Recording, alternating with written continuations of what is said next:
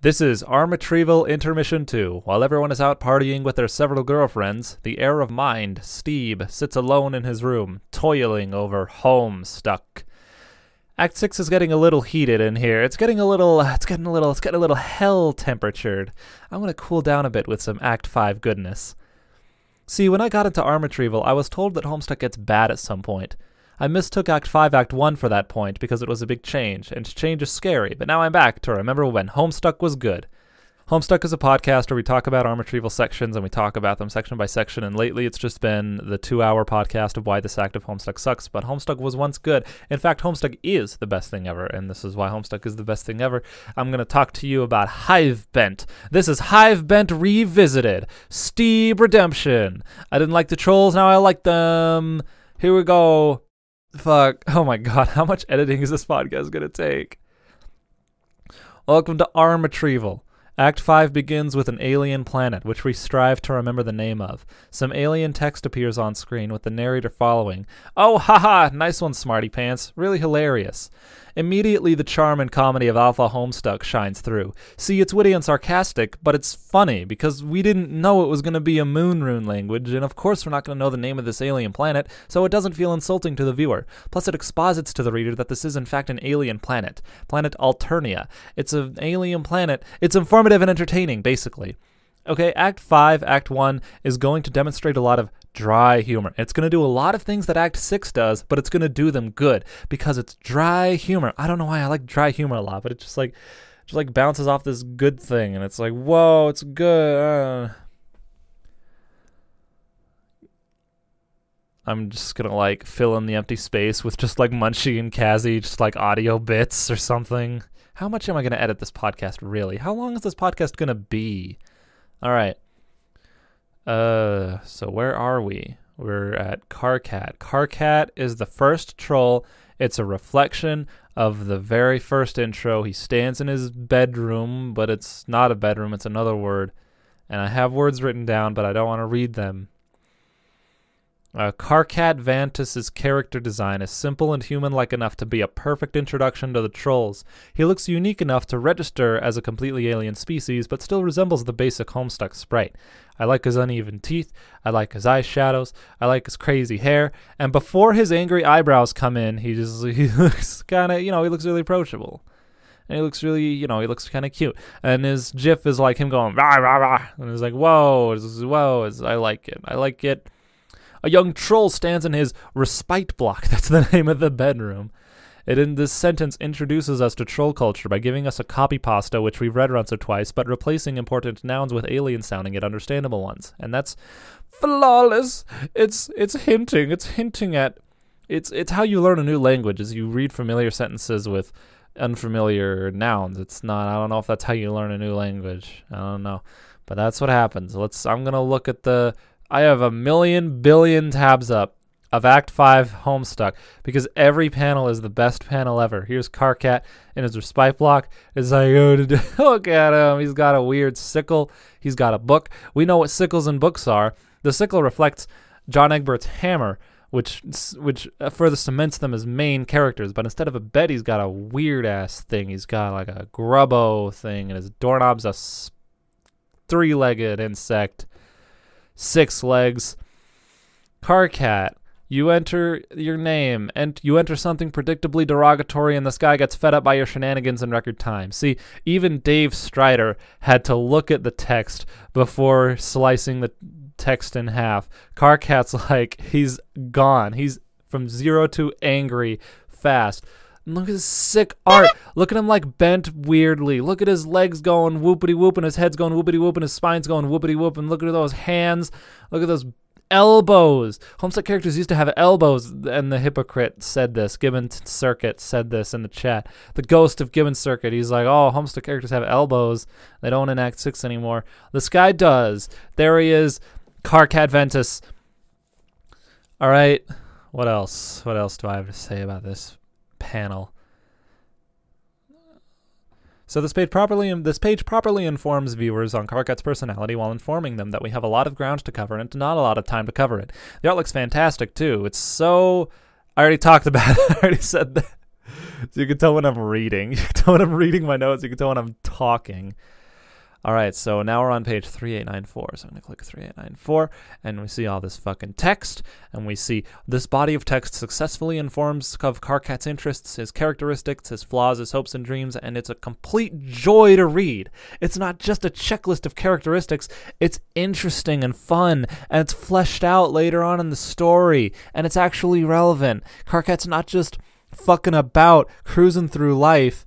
The load screen's 13 hours a week, but two words on the screen. He wants to join the Thresh-ecutioners someday. It's like, whoa, dude, like, whoa. Let me look at that text.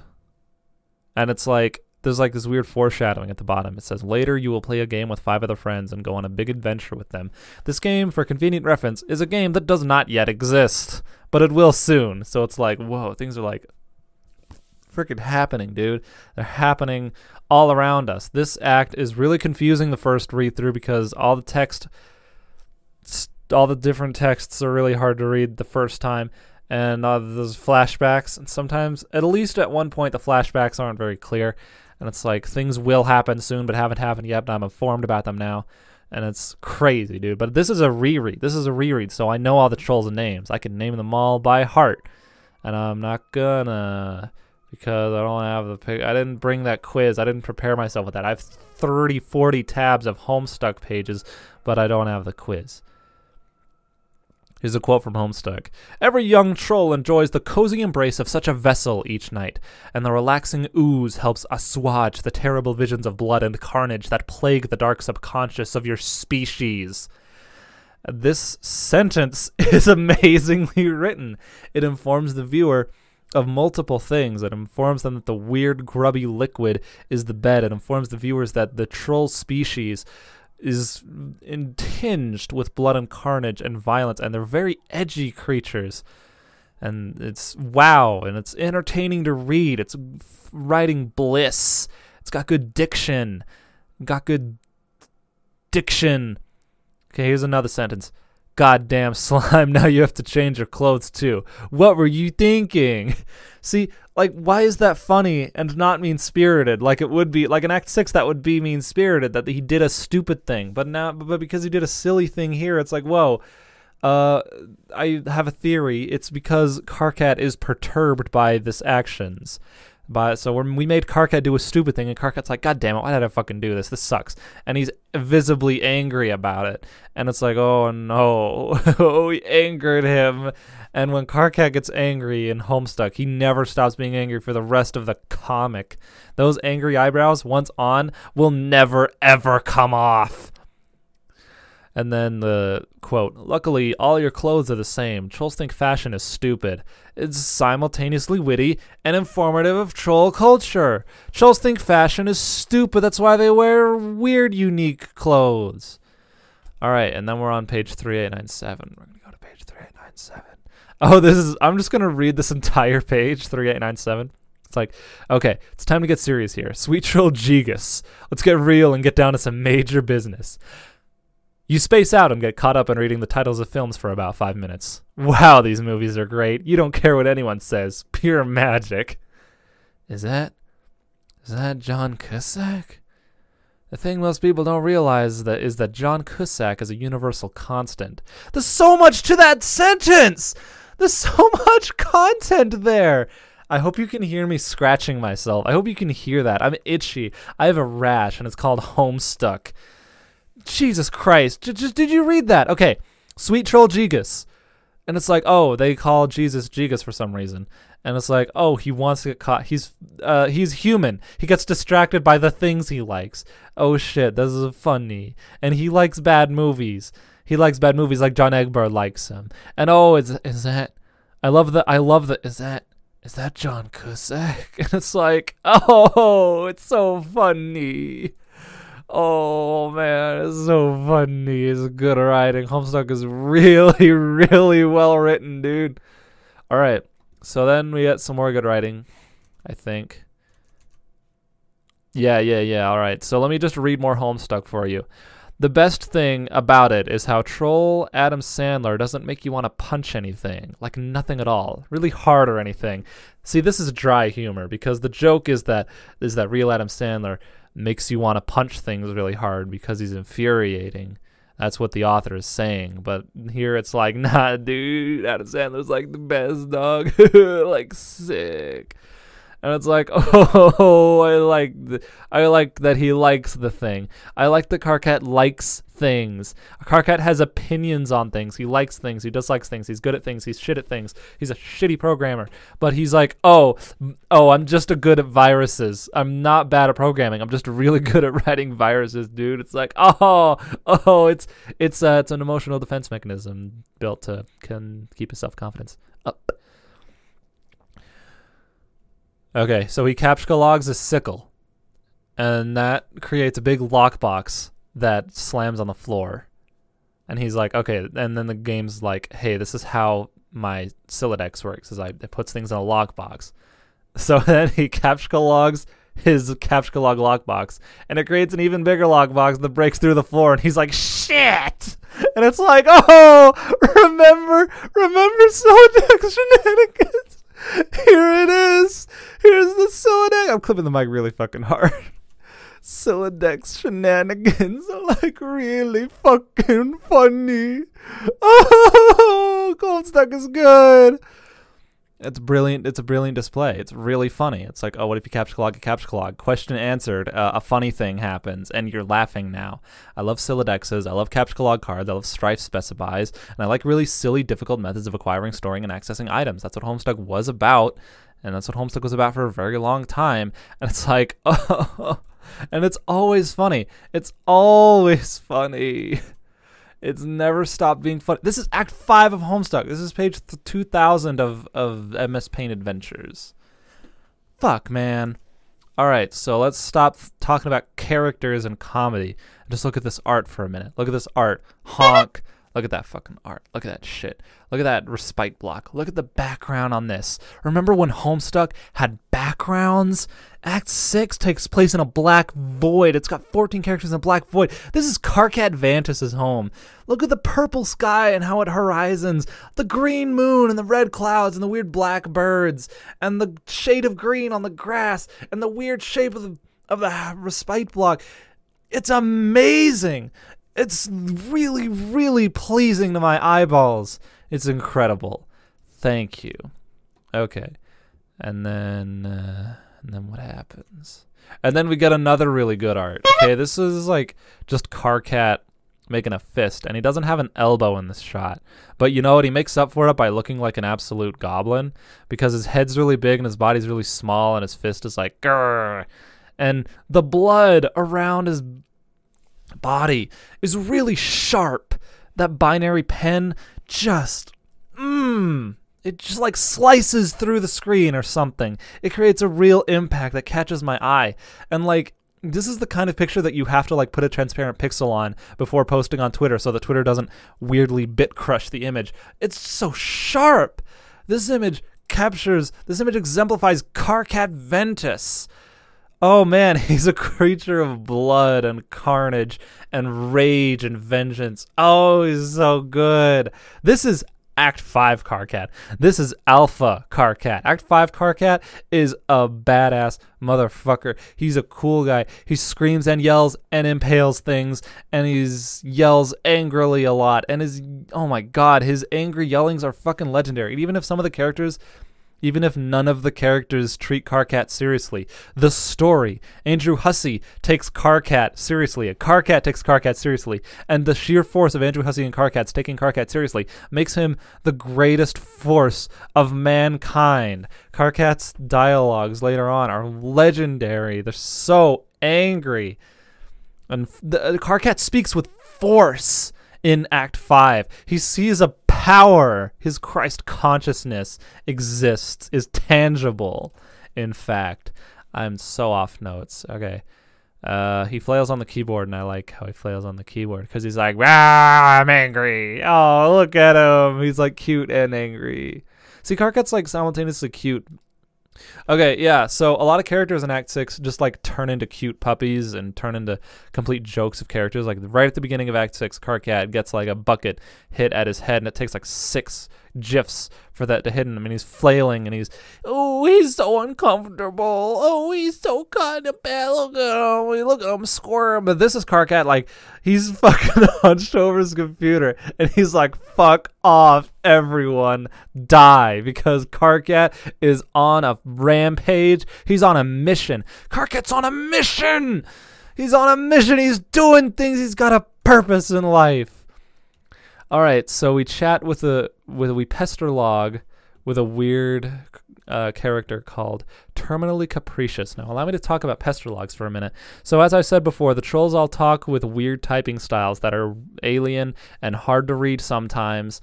At best, they just take longer to read. Okay, but Homestuck was really smart about this. Like a video game, it gives you the tutorial level. So Homestuck gave you the 2 easiest typing styles first. And like, you probably saw these before Act 5. You probably saw these typing styles before Act 5, and it's like, oops. See, I read Act 5, Act 1. I read Hivebent, but I didn't read all of Act 1, 2, 3, 4 coming up to it. I saw the finale of Act 4 Flash, and I forget a lot of what happens in it because I was too busy paying attention to Act 5 and taking notes on it. So I don't have a strong context. But the first trolls you see pestering in Act 5 is Terminally Capricious and Carcinogeneticist, which is Karkat and Gamzee, who don't use any numbers in their text. They only use capital and lowercase letters. So it's like easing you in. It's easing you into this ooze. It's easing you into this troll disease called friendship. Okay. So this conversation characterizes Gamzee really fucking well before we even know his name, because I'm going to read some fucking Gamzee dialogue, and I don't know what Gamzee sounds like. I don't know how to make a Gamzee impression, so I'm just going to read it. Man, everywhere I look, all I see is motherfucking miracles. It's so spiritual, all these miracles and shit. Okay, like, just be taking this fucking tits bottle of fucking Faygo I just cracked open, and how it's being all, like, hissing and shit. Motherfucking hissing, man. Who went all and told it to do that? How would it even do that? That's crazy. It's a miracle. And that's really good writing that characterizes Gamzee really well, because it's really funny. It's really unique. You can see, even though Gamzee's the most laid-back character in the fucking universe, in any universe, in all of Homestuck, he's the most chilled-out motherfucker. He says fuck so many times. He says the worst swear. No F-bombs in this house, Gamzee. You fucking... later will be a bad character, but for now is good. And he drinks fucking Faygo. I don't know. He's just fucking, like, he sees miracles in little things that don't matter, and that's a beautiful thing, even if it's incredibly silly in this context. All right, and that's the point of that. Page 03911. Oh, 911. And my notes for page 03911 is, it's good, it's good, it's good, it's good, it's good, it's good, it's good. So we're just going to read the formal introduction to Gamzee. All right, so it says, whoa, what the motherfuck? Who's this motherfucker? Oh, it's cool. Life is like that sometimes. It's full of mysteries. You'll be doing one thing and then something else hits you just like that and you roll with it. That's what you do when life hands you lemons. You sure as fuck don't make lemonade, because who the fuck knows where that fucking shit comes from? It's squeezed out of miracles is where. So what's this motherfucker's name? And like so what's amazing about this text is that it's incredibly charming, and I'm smiling right now physically, even though I'm alone in my bedroom, alone in my respite block, my home, which is in the land of fossils and consequences. I'm alone here while everyone else parties on, like, fucking Prospect or whatever. Like, the narrator speaks like Gamzee. The narrator speaks like Gamzee, even though it's not in the weird text. And it's fucking personality. It's just dripping with personality and charm. When life gives you lemons, don't make lemonade, because who the fuck knows where that comes from? Okay, so we know 2 things about Gamzee. He says motherfuck, and he's really into miracles. Look at how fucking chill Gamzee is. He's got like creepy clown trolls on his respite block walls, and he's a weird fucking spooko clown. He's not just a clown, he's like into insane clown posse kind of deal, but he's like the most chilled out dude. So we get Karkat, like the angriest troll, and then we get Gamzee, the least angry troll. I don't know, man. It's really fucking good. All right, and then we go forward, And the text says, "You belong to a rather obscure cult which foretells a band of rowdy and capricious minstrels which will one day rise on a mythical paradise planet that does not exist yet." All right. So what's good about that sentence is that it rowdy and capricious minstrels. What's funny about that text is that it capitalizes nouns, important nouns, like a video game does. And what's good about that text is that it talks about things that doesn't exist yet. This sentence is foreshadowing how in Act 6, a band of rowdy and capricious minstrels will take over a planet. This is foreshadowing when the insane clown posse becomes the double president of Alpha Timeline, Alpha Earth, Alpha America. Okay? And when I was reading that in Act 6, when I was reading the insane clown posse taking over the White House, becoming president, I was like bored and mildly annoyed. How could you make Guy Fieri and the insane clown posse becoming giant monolithic political figures taking over the world uninteresting and weirdly annoying? I don't know how they did it, but Act 6 did it. But Act 5, we're in Act 5 land now. Act 5 is good. Act 5 is the best act of Homestuck. Because look at this, is so funny text. Oh, by the way, I forgot to do this earlier, but the best troll award goes to Carcat Ventus for being the best troll. Okay, glad we got that out of the way at the wrong time in the middle of Gamzee's speech. Gamzee's got a funny little gif here. Careful, because it's like flashing colors, but like Gamzee just capture logs his computer and just it's like the text says, "Sometimes you just like to pick stuff up and watch the colors. It's so beautiful. Life is beautiful." And a lot of fucking plebs, a lot of plebes and weebs can look at this gif and go, "Oh, it's funny because he's like not thinking about what he's reading," just like Homestuck viewers who have no fucking idea what they're reading, but they like the pretty colors. But I fucking love the pretty colors, but it has meaning behind it. It has fucking meaning behind it. Because like Gamzee looks at this colors and he is emotionally moved by it. Like seeing these pretty colors reinforces his way of life, reinforces his philosophy, his religion. He thinks life is beautiful. And like Carcat was like such an angry fucking troll. He was such a munchkin of a man. And Gamzee's just like, "Life is so beautiful, dude. Look at this fucking Fago and shit and this juxtaposition." Gamzee's the best troll award goes to Gamzee. I don't know his last name. Gamzee is the best troll. Act 5 Gamzee, as we will call Alpha Gamzee or some shit. Act 5 Gamzee, the best troll. There he is. He's the best troll. Carcat's the best troll. Gamzee's the best troll. Okay.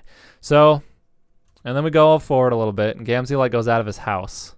All right, and he's getting pestered. He's getting trolled by a little Terezi there. We know it's Terezi because we've read it before. And he wants to get that fucking laptop out of his Sylladex because his Sylladex is really goofy and matches his personality. His Sylladex is the miracle dex where everything just kind of flashes around and things just fucking happen willy-nilly because it's a motherfucking miracle, man. He doesn't know how the Sylladex works and he doesn't want to know because he trusts it to just work.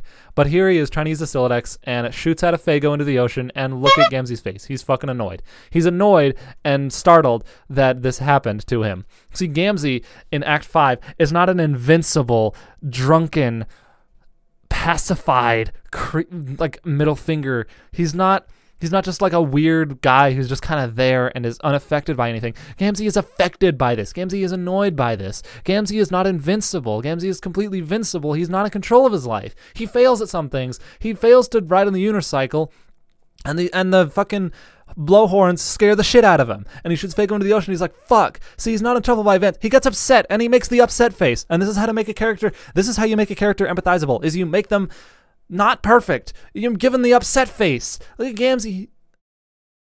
Gamzee's so fucking upset that his Fago shot out of the fucking thing, dude. He's so motherfucking upset, dude. He's like, ah! And it's like, oh, Gamzee, I'm rooting for you. I see your struggle, and I sympathize with you struggling. Okay, what happens next? Okay, Carcat converses with Solix in a conversation fraught with insults slung both ways, ending with a, "We're still friends, right? And you say that every time. I can't tell if you're joking." "Of course I am." And it's like, yeah. Like, that's the conversation Munchie really likes to characterize, to flesh out Carcat's relationship with Solix, where they totally shit talk and shit, but they're always friends. But Karkat's like kind of insecure about his relationship, so he's like, hey, we're still friends, right? And then when Solix is like, of course, why would you ask? Karkat's like, nah, dog, I was just fucking joking. Because Karkat's really insecure, so he would back off like that. And he would go, of course I'm joking. It's really good. We don't know Solix yet, but we know he's a hard ass, because I don't know. I don't have that conversation. I read it. I promise you, I read it. Okay, so Terezi's formal introduction. Your name is Terezi Pyrope. And look at her respite block. Look at these colors. Oh man, I'm going to quote Endless Jess, but back when Homestuck was good, they had to use long forgotten techniques such as color and creativity. Oh my god, look at Terezi's respite block. It's so colorful, it's beautiful. It's a clusterfuck of colors. And you know what? And you know, I don't even know what, dude. Look at the scale mace. It's so cute. I like dragons. And Terezi is like a funny looking troll, okay? She's got like weird sunglasses. She's got no eyebrows, and her default sprite has like this half smile. So she's like, I don't fucking know what she's like. She's intimidating in a completely different way to Karkat and Solix because she's like a weird conniver. She enjoys, she revels in these mind games, in these acts of deception and domination, the social domination, not quite physical brute strength. And she's like, holy shit, she's cool looking, and she's the best troll. The best troll award goes to Terezi Pyrope. Terezi's the best troll, Karkat's the best troll, and Gamzee's the best troll. Okay, Terezi likes dragons and law and is blind but can hear and taste words, and she wants to one day join the ranks of the legislators. Of the legislators. Just like Karkat, she has interesting interests and a lifelong dream. She's into dragons and law. Like that's like a really good Homestuck Spurb land. The land of dragon and law. It's like the land of fossils. That's basically what my land is. My land is the land of fossils and consequences, and that's basically Terezi. My land is basically Terezi personified. Okay.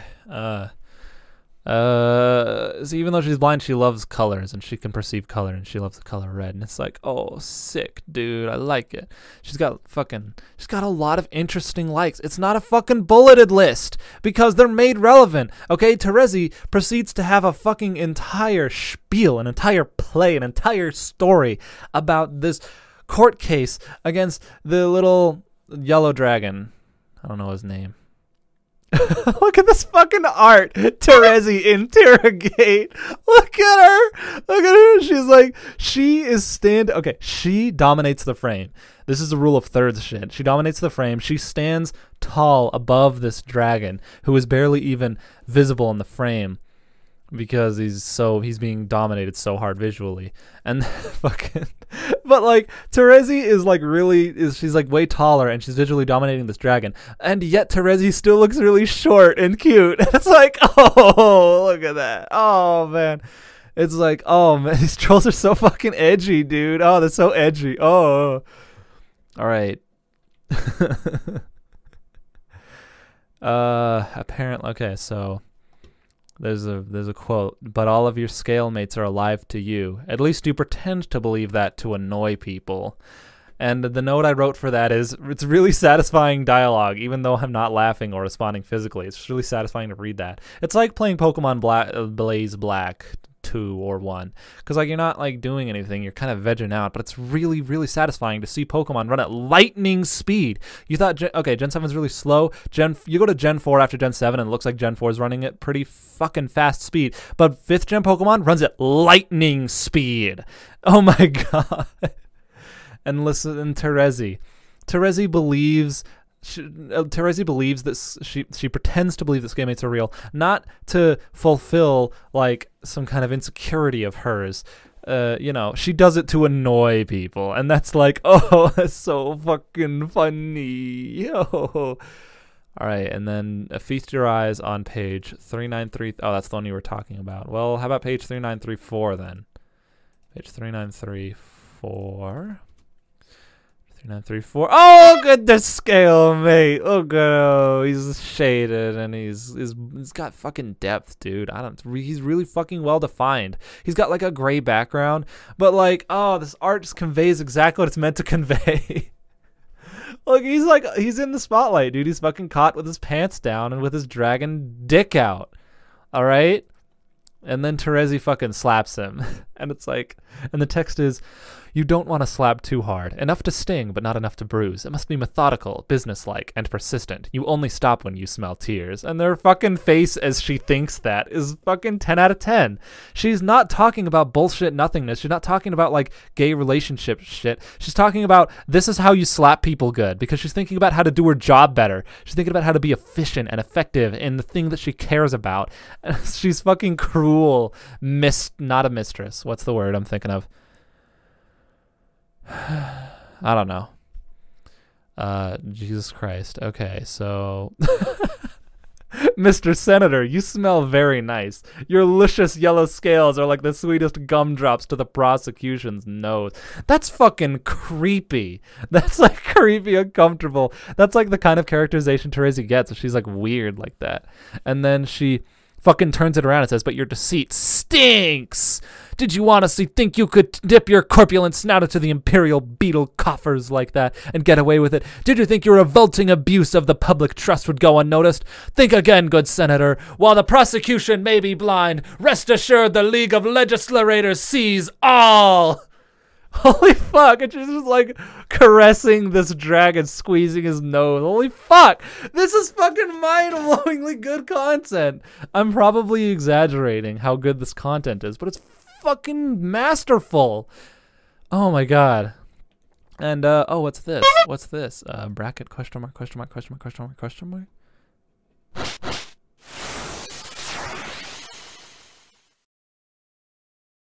Huh. Okay, so I think I stated it before, but I'm going to reiterate just to make sure this point goes through. Terezi plays out an entire court case. She plays an entire story of this court case. And if you listen to the Alternia soundtrack, Toby Fox composes a song that just is a rise to action and a falling action that just is the court story. And it's like, fuck, man. It's like iconic or something. It's really well told. It's really engaging. It grabs you by the snout and it just pulls you in for the ride. It's fuck, man. Okay. Okay. So my note says, it's cool that Terezi treats the court case legitimately and meticulously before pulling some batshit supervillain shit right at the end. It makes her seem more crazy than if she was just doing zany shit from the beginning. See, that's, is your mind blown yet? Oh my God, it's good. It's really good. They ground the character. They ground the character before they zip off. They tuck you in to the roller coaster seat before taking off. And it's really good. Okay, so I'm fucking 30 minutes in. Good. This podcast is going to be like a year long, and I might not edit it. No, I have to edit it. Maybe I can make Ethan edit it, even though it's only me. But probably not. I'll probably edit it, because I can edit things. It just takes time. As long as I don't have to like watch this, as long as I don't watch it back like 3 times in a row. Like what I'm probably going to do is I'm probably just going to I'm going to edit the sound. I'm going to try to compress the sound, and then I'm going to play it back, and I'm going to put the pictures in, and I'm going to try to do that all at once, and then I'm just going to post it. And I'm probably going to like scroll through it weirdly. So, I don't know, because it's hours. It's a very long thing. This is like longer than my Pokemon vlog now. Okay, so page 3950. Page 3950.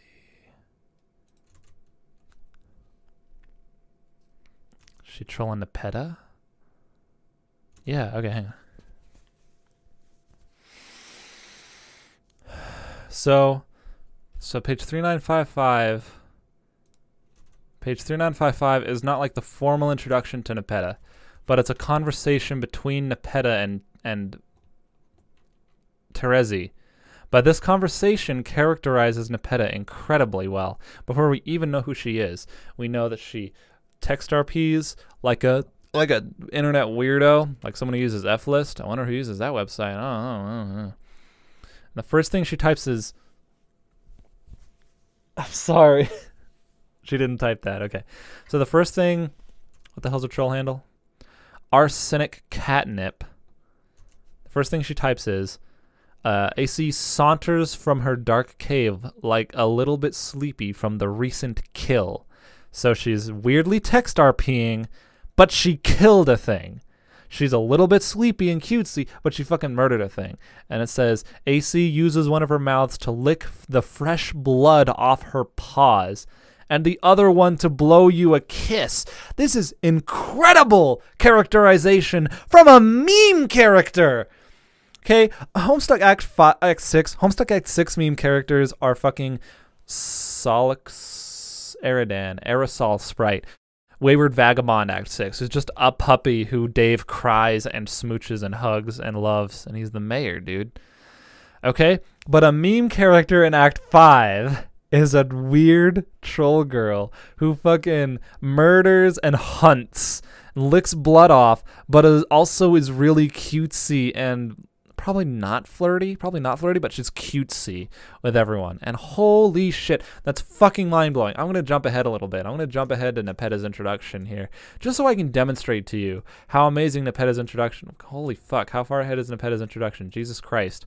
Where is it? Did I pass it? Did I not write it down? Okay, here it is. Nepeta's introduction is all the fucking, it's like a fucking 1,000 pages from now. Or maybe that's 50 pages from now. Maybe that's 100 pages from now. Okay, Nepeta's fucking introduction. Put it on screen, Barry. Look at that shit. Look at this shit. This is the greatest panel of all of Homestuck. Okay? Nepeta is this weirdo role-playing cat girl.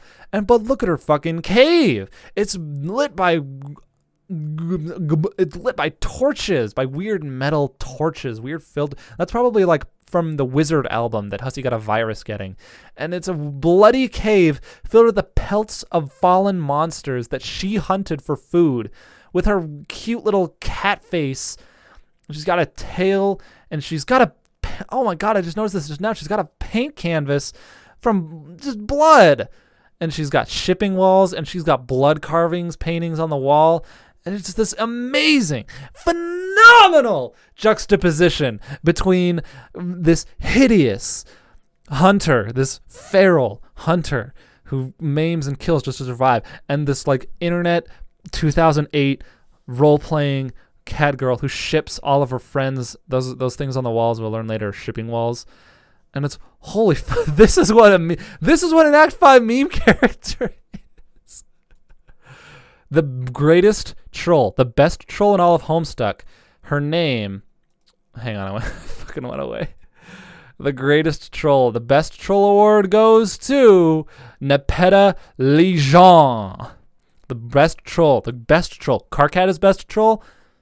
Gamzee is best troll. Terezi is best troll. Nepeta is best troll. Good. God damn, Homestuck is good. And they fucking talk about whatever shit. I don't care. I'm too busy. Fuck. Okay. So page 3956 says, you then proceed to have the rest of this conversation we already read. And that comes off to me as respecting the reader's time, but it also ties into that dry humor that just tickles me just right, because it's like, oh, hee, okay, well, if we already read it, let's go, let's move on. Oh, thank you, Hussey, for not making me read entire recaps that we used to need to read just to understand what's going on. Okay, so page 2060.gif. Oh shit, Nepeta trolled Gallus Calibrator. Oh, no, we read that earlier. Okay, never mind. Okay. And this is where I say in my notes, Act 5 Karkat's speech is really punchy. Like, he speaks with power. He has a vocal force to be reckoned with. And even if no one else does, the story does. Okay, so page 3963. Honk! Look at that art. Look at that art. Look at... Who is she again? Aradia. This art is fucking amazing, dude. Look at her spoopy. Look at her spook. She's a ghost girl. You can like just implicitly tell she's a ghost because her eyes are like that. She fucking floats. Look at the foreshortening on her hand. Look at her other hand floating back there. Look at her hair flowing back. This art alone just makes Aradia the best troll. The best troll award goes to Aradia. Okay, Karkat is best troll. Terezi is best troll. Gamzee is best troll. Nepeta is best troll. Aradia is best troll. I'm going to have to start writing these down. Hang on. I need to keep track of this gag so that I can bring it home in the end. Okay, so I have Karkat is best troll. Gamzee is best troll. I have Terezi is best troll. Nepeta is best troll. Aradia is best troll. That's like 6 trolls. That's 5 trolls. Okay. What do my notes say? Welcome to Retrieval, where we just write notes live. Where the fuck are my other notes? I want both notepad windows open, please. I'm sorry I said fuck. I apologize. But I want both notepads open at the same time. Thank you. Okay, Planet Alternia, and really good writing, good art, and miracles, and good art, and legislators, and your Act 6 is showing. Good art, Nepeta. You then proceed out of the rest of the conversation. You already read. No, this is a wispy girl. She's the coolest. And because I've read Homestuck before, I know the white eyes equal. She's fucking dead son. The troll girl just does shit. Okay, so I think I'm talking about this girl, Aradia. She just does shit. She doesn't even introduce herself. She's not fucking around. She's not lollygagging or meandering. She decapitates a frog statue with her psychic powers. And it's like, whoa, what the fuck's she doing, dude? Whoa! And the text is desecrate. She fucking desecrate. You don't, and the text is like, you're not sure why you did that, really. There'll probably turn out to be a reason. There's a reason for everything. Understanding this lets you be reckless, whoever you are. And it's like, whoa, dude, I'm really interested in what this ghost girl did and why. And later you actually learn why. Amazing. Okay, next. Okay. Karkat stripes with his Lucis. Is that what happens next?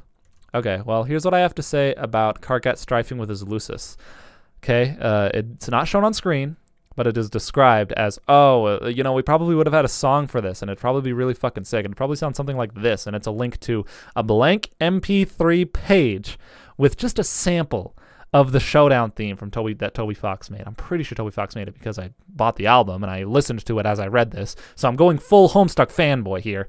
But, see, Act 6, when Act 6 teases a strife that doesn't happen with a song, or maybe it's not a strike, maybe it's just like a flash or something. When Act 6 teases a flash that doesn't happen, he links to the Bandcamp, and he says, oh, well, here's a link to the Bandcamp. Buy my songs, maybe. Give me money, bitch.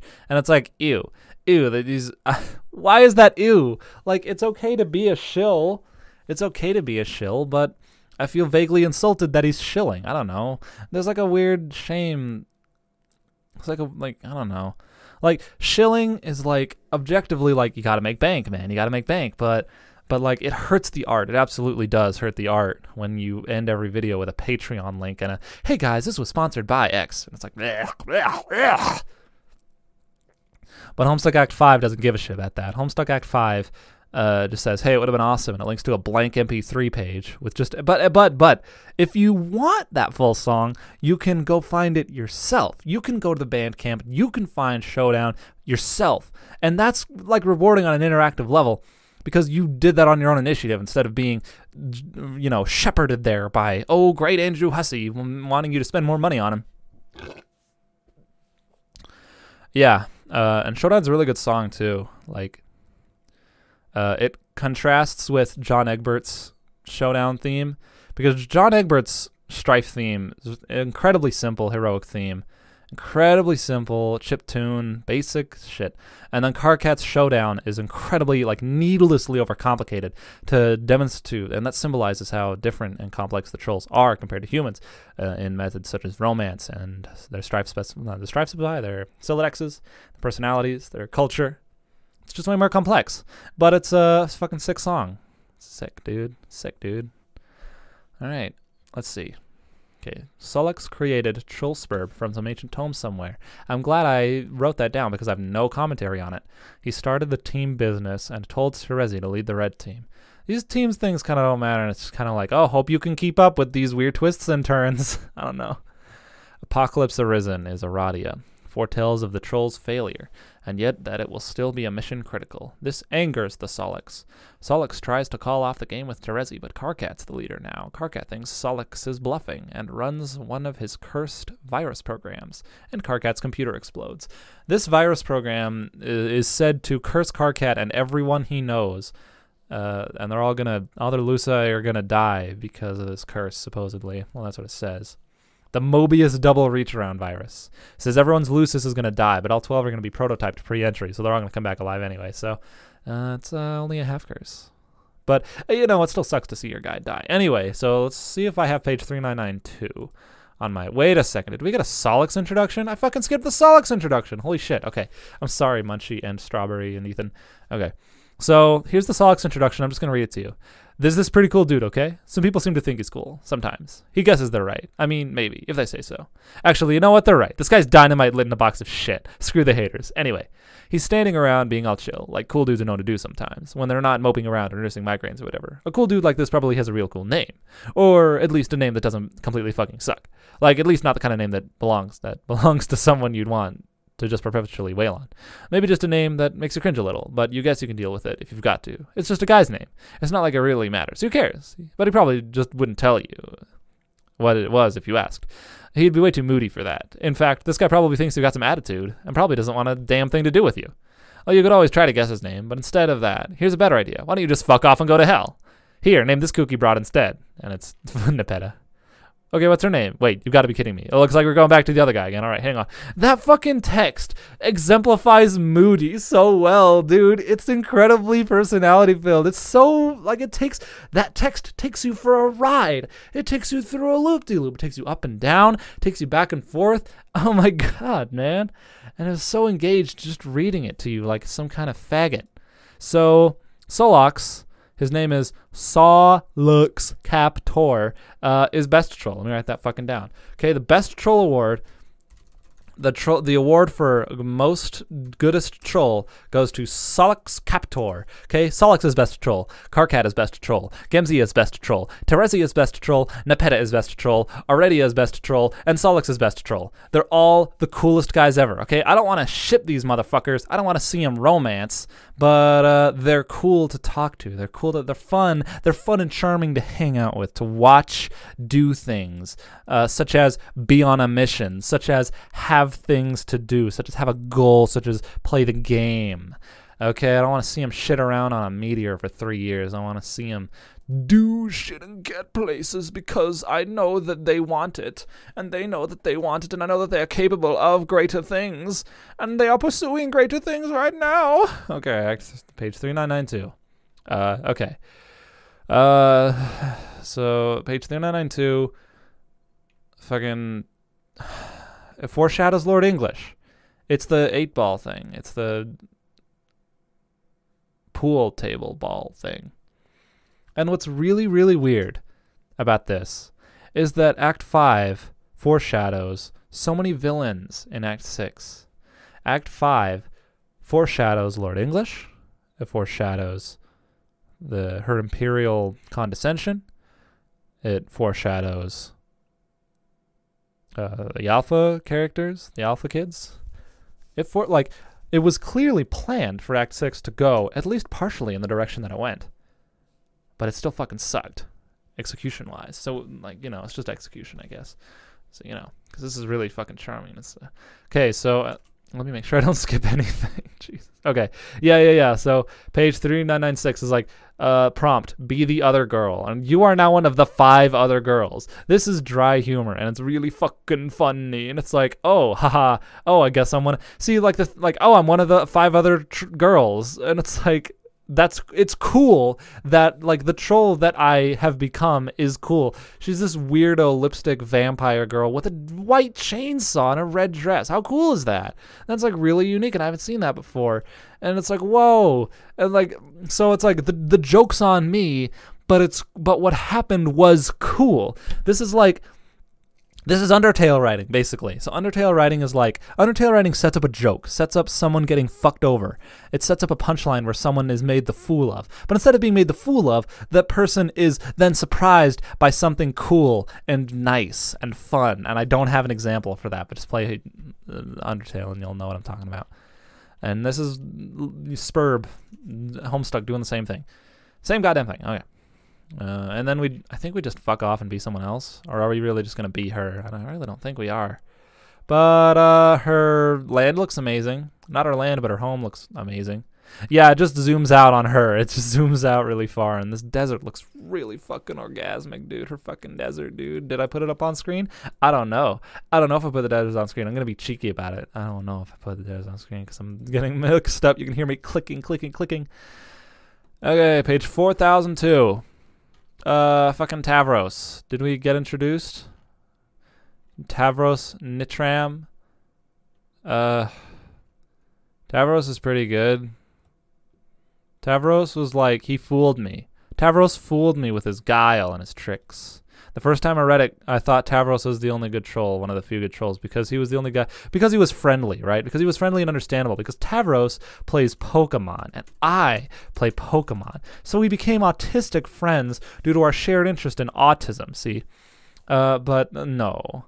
Okay, this is a really clever misdirection, because all the trolls we've been introduced to so far are really fucked up characters who want to kill and maim and murder, or at least be angry. And Tavros is like, "Ooh, I'm gonna do something really fucked up, aren't I?" Because that's what trolls do. And he throws a fucking ball on the ground, and from the ball hatches a predator creature, and the predator creature fucking assaults a teddy bear and inserts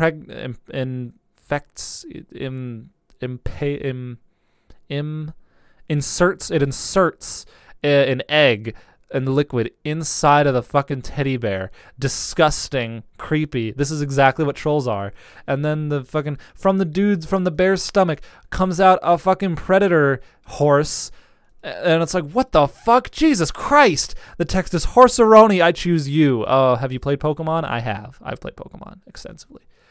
And shit, dude, that's fucking weird. Like, this guy's just like all the other trolls, but he's like weird about it.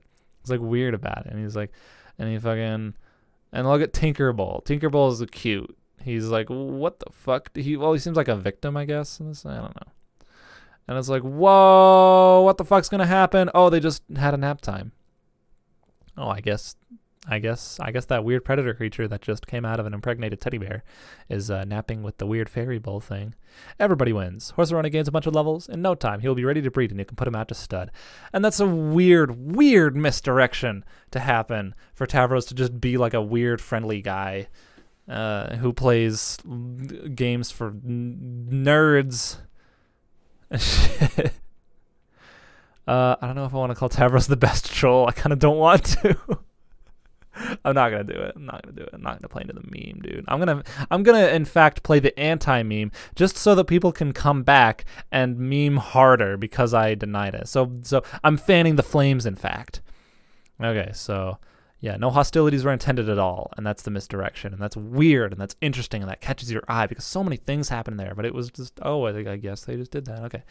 So later, Tavros will have his legs chainsawed off and replaced with robot walkable legs, but not yet. Tavros is trolled by Arachnid's Grip, who basically shit-talks him a bunch about the game. And we learned that Arachnid's Grip is a huge bitch. Probably. We probably learned that. I didn't write that down in my notes, though. Tavros and Gamzee have a rap-off, which the story describes as one of the worst rap-offs in history. So it's like, ho, ho, ho, ho, ha, he, ha, ha, hoo. Okay, so page 4024. I probably X'd that page out because, nope, I didn't. Okay, Terezi's standing in the forest. Honk! Look at that shit. She looks amazing. Oh, look at the fire and the purple tree. Look at the shade of purple. This is the work of a professional. This is the work of someone who knows what he's doing. I cannot make this. I've been drawing for 2 years. I don't know how to do this. I don't know how to make colors. I don't know how to pick colors that look this amazing. The trees, the leaves on the trees, the flames. The flames are like almost candy colored. They're almost like purplish. And look at Terezi, the way she wibbity woobities across the frame. And it's like, holy fuck. Oh my god, look at the fucking lights. The purple trees and flames, dude. It catches your interest so much. It's really, really good. Okay. So, Terezi never had a proper Lucis, just a blind dragon egg and a weird doomsday literal weight scale. The dragon would communicate with Terezi in her sleep. After the accident, the dragon taught her how to function blind, so it's good that we know how she does that. Shows she's not just like weirdly overpowered. She doesn't have like a weird, unexplained, retarded power. No, it's explained. It's lore. She was taught that by a fucking sleeping dragon egg who's, if that dragon ever became born, the end of the world would happen. Fuck. Gamzee fucking teleports across the fucking game map in a way that should never be possible. That's not explained. That's never explained. And it's infuriating that it's not. But here it's like, oh shit. Oh, well, she does that because the dragon taught her. And it's like, oh fuck. And she likes dragons, so it's like thematically fitting. Okay, so the forest is on fire, and the warmth allows the dragon to hatch, but it gets shot down by a stray meteor pretty quick and landed in a treehouse right before the prototyping. Yes. Okay, so page 4030. Okay. I have it. Okay, I have it. Okay. I don't know if I'm going to put the pages up, because there's a lot of fucking pages I got to put up. Jesus, I'm going to have to leave this computer on with 30 fucking tabs open. And I hope I know what pages I'm referring to as I do this. Because I don't know if I'm going to have enough time to edit this tonight, because it's 10:30 p.m. already. All right, so this dragon, this mythical creature of legend, and she's albino too. So it's like this extra rare, unique, special, interesting creature gets blown the fuck out by a meteor, and the text that accompanies it is unsurprising development. And it's dry humor. It's dry humor. Like, the things that are happening are legitimately interesting and amazing looking, but the narrative is like, oh, well, we all knew that was going to happen, so it's unsurprising. See, it's unsurprising, but it's really cool. Do you understand? It's no matter, like, the narrator fucking doesn't give a shit about it, but he clearly does give a shit about it. He clearly does give a shit about what's happening here because of how sick it looks. Oh, man. So it's like, the narrator is like, the narrator is being coy, basically. The narrator is playing cool. He's like, oh, the trolls aren't so hot. They're all fucking weirdos and geeks and goblins. But in reality, Andrew Hussey loves the trolls, and he loves every single one of them equally. He is a malevolent. If malevolent means good or benevolent means good, I have no fucking. He loves them. He's good. And then Terezi is genuine distress. So it's unsurprising, genuine distress. So the narrative, Andrew Hussey is like, oh, well, this doesn't mean jack shit because we all knew it was going to happen. But Terezi's like, oh, fuck, my fucking Lucis died. Jesus. She is invested. She is invested. Therefore, I am invested. It's like, whoa, okay. The dragon never smelled it coming because she doesn't see. The dragon, in fact, smells. All right. So that's an amazing panel. It's fucking amazing. It's the best. Okay, so Aradia, Metago, formal introduction. I guess I don't care about her that much. Just kidding. She's best troll because she had a really cool looking panel, right? Doot, doot, doot, doot, doot, doot, doot, deet, deet, deet, deet, deet. Her fetch modus is a Ouija board, and that fits her spooky ghost character, and it summons a gray human laptop, which is like, whoa, what the fuck is that thing? What? Weird. She's so mysterious. It doesn't feel all so random. It feels like weirdly mysterious and thematically fitting. Okay. So my notes say Arachnid's grip bugs Aradia about being co-leaders and having their own duo team. Okay. We try to be the mysterious spider girl and fail. We get a good look at her, though, and she looks fucking sick. How long has this been going? This is, we're at the hour mark. I've been gushing about Homestuck at an empty fucking house for an hour straight now. Good. I'm going to play a clip from Munchie now. I'm going to play a Munchie clip right here if I remember to. Die. Okay. So here's a note I said. The thing about Homestuck music is that it's not traditional music, and it's very video gamey. My problem is that it's not music you can play in public without seeming like a weirdo, but to you, the music has incredibly strong emotional connotations that will just go over their heads as a blatant theming. Very on the nose tracks. But because I love Homestuck, I listen to the soundtrack and it stimulates me emotionally. That's not actually a problem. I guess I just want video game music to be listenable outside of the game's context so that I can feel more validated, but the video game musician is more concerned with creating an emotional through line within the piece. I don't give a shit about any of what I just said. I don't give a shit about that. Basically, Homestuck soundtrack is pretty good, but you wouldn't play it in public, basically. That's basically what that says, and I don't give a fuck. Okay. Solix decides to play the game after all, but gets upset when he must wait for his turn on the Mobius. Vriska insta-sleeps Solix, and Solix has some unspecified dreams which prove critical for his team. He is the last duo into the medium. So I guess what's good about this panel is that it implies that more things are happening than what we're seeing, because what we're seeing is a lot of introduction, a lot of shit, but a lot of things are going on behind the scenes because we can't see everything. We can't see everything. Like, they're playing an entire game of Spurb. Like, Act 1 through Act 4 was just the introduction of Spurb, and Spurb happening, but this guy's like, okay, these guys played an entire session of Spurb to completion. We have to fucking get through this really fast so we can go back to John Egbert. Okay, so he's the last into the medium. So in his nap, some honey got into his mouth, and I'm going to put these panels up, these amazing panels. You do not under any circumstances eat the mind honey. Look at fucking Solix exploding with energy. Holy shit, this looks so fucking good, dude. It's a really good Homestuck panel. Look at him, he's exploding, and he's white, and he's ghostly, and he's electric, and he's probably dying. Wait, no. Does eating the mind honey make you explode? die? I'm pretty sure, like, okay, I'm pretty sure Solix eats honey like 3 times in the course of Act 5, Act 1, and none of the times does he die?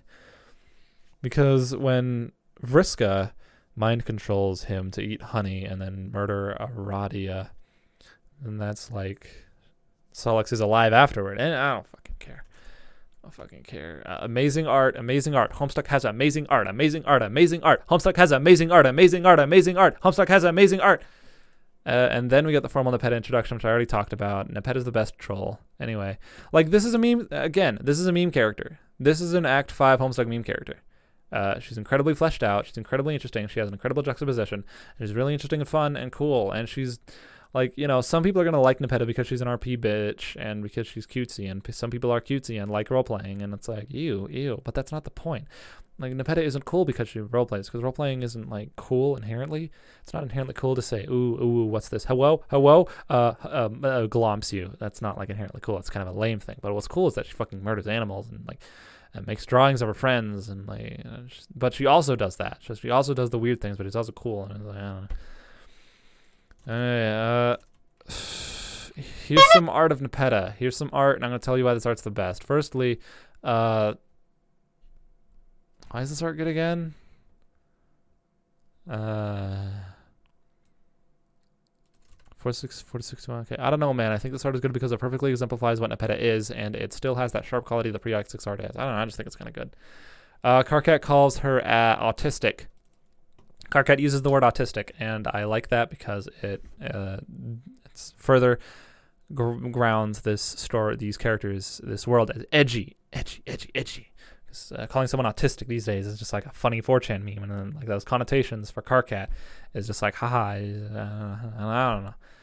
Okay, so he talks to Lucis. So I never knew why Nepeta typed with the fucking :3 at the beginning of everything. It turns out she does it in honor of her Lucis, which is a weird double cat thing. I'm glad I know that after I read all of Homestuck. She draws. She doodles. Okay, so this art of Nepeta is like, it's simultaneously cute and weird, basically. Which is exactly what a character is. It's simultaneously cute and weird. Her eyes are like buggy. Her eyes are like cute, but they're also like just barely unnaturally big. And it's like, yeah. Okay, so Karkat. Oh, Karkat plays along with the role playing a bit. And he says, Karkat thinks about that a bit, and his jaw drops open and breaks a huge column of bricks like a fucking kung fu master. Holy shit, remember when Karkat talked good? That's like a really good Karkat quip. That's just like exemplary of what Karkat is, dude. He's a fucking quipper. He's a quipper. He's a funny man. He's really fucking funny.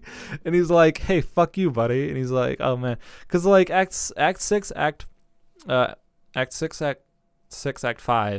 Karkat is just like, he yells. He'll yell when you pull his string. He'll scream, but he'll scream in like the least impactful way possible, and it's weird because it resembles Karkat, but it also resembles kind of like a weird whiny baby.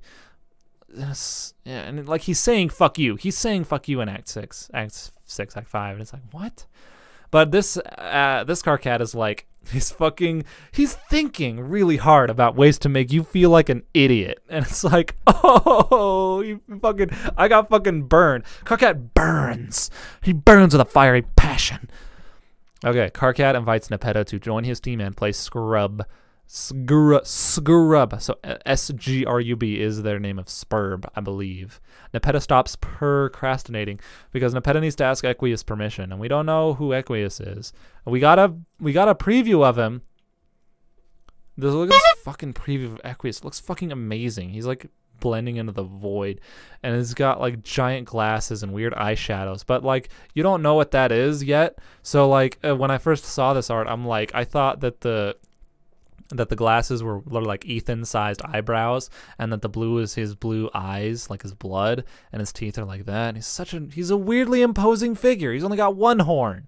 He's like, what the fuck is this guy? He's just as weird as Nepeta in a completely different way. And he's like a I don't know what he's like. He's a weird punko dude. Okay. So there's a conversation between Nepeta and Equius, and this conversation establishes so much about Equius before we even know his name. We know that he adores animals. We know he has like a weird typing fetish about 100%.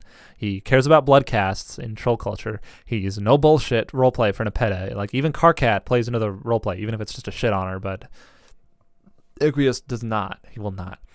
He sweats profusely. He likes the bow and arrow. The bow and arrow is the sign he types before he says any words. He types a bow and arrow. So like even though he doesn't like the weird RP thing, he like does the same thing Nepeta does by typing a symbol of himself before all the words he does. He doesn't like swearing, and he's highly commanding. So we learn like 700 things about Equius before we even know his fucking name. And for that, I'm gonna give Equius the award for Best Troll. The Best Troll award goes to Equius. I don't know his last name.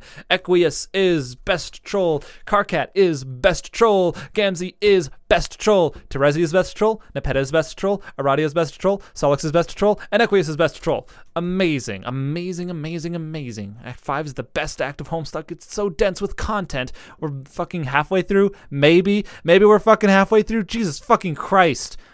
Tavros has cat allergies. This is established right out the motherfucking start of Act 5. She calls Tavros that she'll be on the blue team and on the red team somewhere Tavros is. I don't give a fuck about that. I don't give a fuck. I don't have anything to say about it. So there's a flashback. Here's a flashback, and I'm writing 4 brackets in all caps that this is a fucking flashback so that I don't mix it up with the present time. Okay, this is a flashback from like an undiscriminated amount of time ago, probably years. Tavros is up some intense role-playing game that could potentially have real-world consequences. In this FLARP session, Vriska has put Tavros in a situation which Tavros finds unwinnable. And in this dispute about the unwinnable situation and Tavros' unwillingness to act, Vriska mind controls Tavros to jump off a cliff where Tavros refused to roll any dice to make his move. And thus, Tavros became a cripple. So I need to find page 4077, which is a parallel to when Dave gets his ass handed to him by Dave Strider. This is a really funny callback because it has its own context, which is equally impactful and interesting and cool and fun, and it fucking tells a story that isn't just the same story as bro kicking Dave's ass, but it's fucking a parallel. And look at Tinkerbell sleeping right next to him. He's cute. He's kind of cute. Okay, so our Adios Toreador is like, oh fuck, and that's really all there is to report on the subject of me getting hurt. And Karkat responds with, hey asshole, stop playing games for girls. And it's like, ah, Karkat, you fucking asshole. Karkat doesn't give a fuck, dude. Karkat's the best. I love it. Like, oh my god, Tavros just got his legs broken, and Tavros is like, quit being a baby, you fucking bitch. Okay. And then this page 4078 where I make another fucking dispute about Vriska, and I don't give a fuck. Okay, I understand Vriska's character arc, and I'm gonna stop disputing it because I don't fucking care. Why the fuck? Arachnoscript is a fucking heart towards Karkat. In Act 6, when a character displays a heart or a spade or any other sign towards them, that is an explicit gesture of romantic interest. But this doesn't feel like that in this act. It feels like she's just being like flirty and interesting and conniving and in cahoots. It's funny because she got the toilet out of the house, and can you see what's wrong with this picture? My fucking toilet's outside of the house, you bitch. Oh, where the fuck's the third window? Oh shit, we're gonna see Vriska soon, according to my pictures. Okay. Aradia understands. Wait, is that the one? Yeah, okay. Aradia understands that Vriska is going to usurp her co-leader position and become the sole blue team leader, so she's chill with that. Aradia is like, yeah, fine. Aradia, tier 1 prototypes her colonel with the giant stone frog we saw from the destroyed temple, turning it into frog sprite. Frogs are really important in Homestuck. Yep. Yeah. Nepeta, Aradia's server, has no idea what the hell is going on, but it looks like she's trying to understand what's going on. It looks like she's trying to be a real human, a real character, a real empathizer, a real engaged. She's engaging with the fucking content. But she can't see Aradia because she's dead. And then Aradia prototypes herself. No. See, the sequence of events is very specific. See, if Aradia prototyped herself with the frog sprite before entering the medium, then every troll would look like Aradia. So she enters the medium, and then she tier 2 prototypes herself to become an Aradia frog sprite. And now she's visible, and now she's there. She does it. Good. Okay. And now everyone could see her, because she basically got another life. See, she fucking died, she was fucking dead, and now she's back. Good. Because apparently ghosts can just exist, right? But don't think about that. Don't think about that. It doesn't matter. It doesn't matter. Radio's cool because she had good art.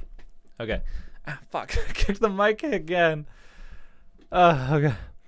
Aradia enters the meeting. Vriska Circuit has her formal introduction now. Not that her full present isn't known at this point. Her reputation precedes her. We don't get Vriska's formal introduction page before she breaks Tavros's legs and fucking connives with people. Okay? Vriska thinks herself a badass. She's a manipulator. She likes spiders, and she's really about luck. She's all about luck, and she has a bad habit of breaking 8 balls. And addiction is a tough thing to break. But she's on a bad luck streak. She's on a bad roll. She can't get a fucking break. And she types 8s for 8. And she's got a drawing of herself where she's a cool badass adventurer girl. And she's like, yeah! And for that, I award Vriska the award of Best Troll. Friska is best troll. Vriska's the best troll. Karkat's the best troll. Gamzee's the best troll. Terezi's the best troll. Nepeta's the best troll. Aradi's the best troll. Sulix is the best troll. Equius is the best troll. And Vriska's the best troll. Thank you, everybody. We're going to keep going now. So... Jesus Christ. I heard a dog bark or something. Yeah, that is a dog. Okay, a dog's barking, and I'm scared because it's 10 p.m. It's 10:44. Where the fuck is it? Where's my notes? Hello, notes. Hello. Do. Oh, I fucking hummed the shop theme. I'm sorry. Oh, fucking stop being an idiot. Okay, cut this part out, Steeb, if you're editing this closely enough. If you don't edit this part out, I'm going to kill myself. I'm not going to kill myself. In the slightest. Vriska Circuit has a formal introduction now, and her full presence isn't known as finding a reputation. Vriska orchestrates the demise of the impressionable by clouding flarp sessions for losers so that they can get eaten by her giant spider Lucis. And her giant spider Lucis is fucking sick as fuck. Oh man, Vriska's on a bad luck streak. She keeps accumulating it by breaking 8 balls. I believe that's explicitly said that she's getting bad luck by breaking 8 balls, even though later on we learned that her Captcha system, her Silodex, is 8-ball modus where she has to break 8 balls just to get the item out.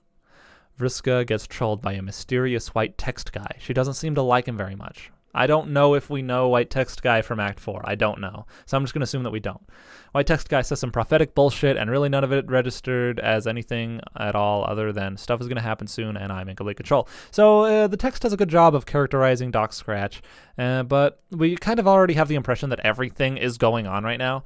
So many fucking things are happening. This is what's great about Act 5 is things happening. Context, substance, content, substance. Things are happening. Tavros' fucking legs get broken. Tavros plays Pokemon and fucking wrecks a bitch. And Vriska's on a bad luck streak, and she fucking breaks an 8-ball, and she talks to a weird dude, and she hates him. Vriska has a relationship with this Doc Scratch guy. She fucking hates the dude. She's fucking sick of him. And Doc Scratch is like, you're so fucking easy to manipulate. And Vriska's like the guy. She's like the person. She's the troll who manipulates all the people around her. Her special power is manipulating impressionable trolls. And Doc Scratch is like, you're so fucking easy to manipulate, bitch. And Vriska's like, fuck you. And it's like, oh fuck, this is a fucking power ladder. This is really interesting. Okay. And then Vriska began trolling Kanaya. We have not been have we been introduced? Yeah. So Kanaya was the other girl that we'll see later. Hang on. She hasn't had an introduction yet. Hang on. Kanaya is aware of everyone's Lucis dying because of Scrub. Kanaya states that Vriska is dangerous. Vriska goes to check on her Lucis in concern of the dying Lucis trend. And that's where we see the giant spider mom, and it's spider. I just like the term spider mom. It's just cool. It's just a cool term. And then Equius has his formal introduction. We all know who Equius is, but it's good to note that some of the things we learn about him in the introduction, in the formal introduction, are not the exact same things we learned about him in his conversation with Nepeta. Because Nepeta's conversation with Equius taught us like 7 things about him, but this taught us even more things about him because he's strong. He's the strongest troll in the universe, and he has muscle beast portraits, weird gay furry porn, like weird shit, like shit I wouldn't even be able to find, and has muscle beast portraits and builds robots just to beat the shit out of them. Equius can't even drink milk because he breaks the glass with a basic grip. Equius's Lucis is one of the strongest species on the planet, but Equius is just so much of a freak that he still bruises the Lucis just by touching him. Equius has 3 strifes specified in his strife portfolio: bow kind, half bow kind, and fist kind. It's totally in the cards that he's a brawler. Oh my god. In troll language, the word for friend is oh, that's something else. Okay, so have I written down that Equius is best troll yet? Yes. If he wasn't best troll yet, he's double best troll now because he's got so many things going for him. He's got so many content. He's got so many contexts. He's got so many relationships with items and things and beliefs and systems and attitudes and things. And he's like, whoa, hello, the risk. Go to the other one. Go to the Equius. I guess I don't have many pictures for a while. I guess we're just picture drought. Equius trolls Gamzee.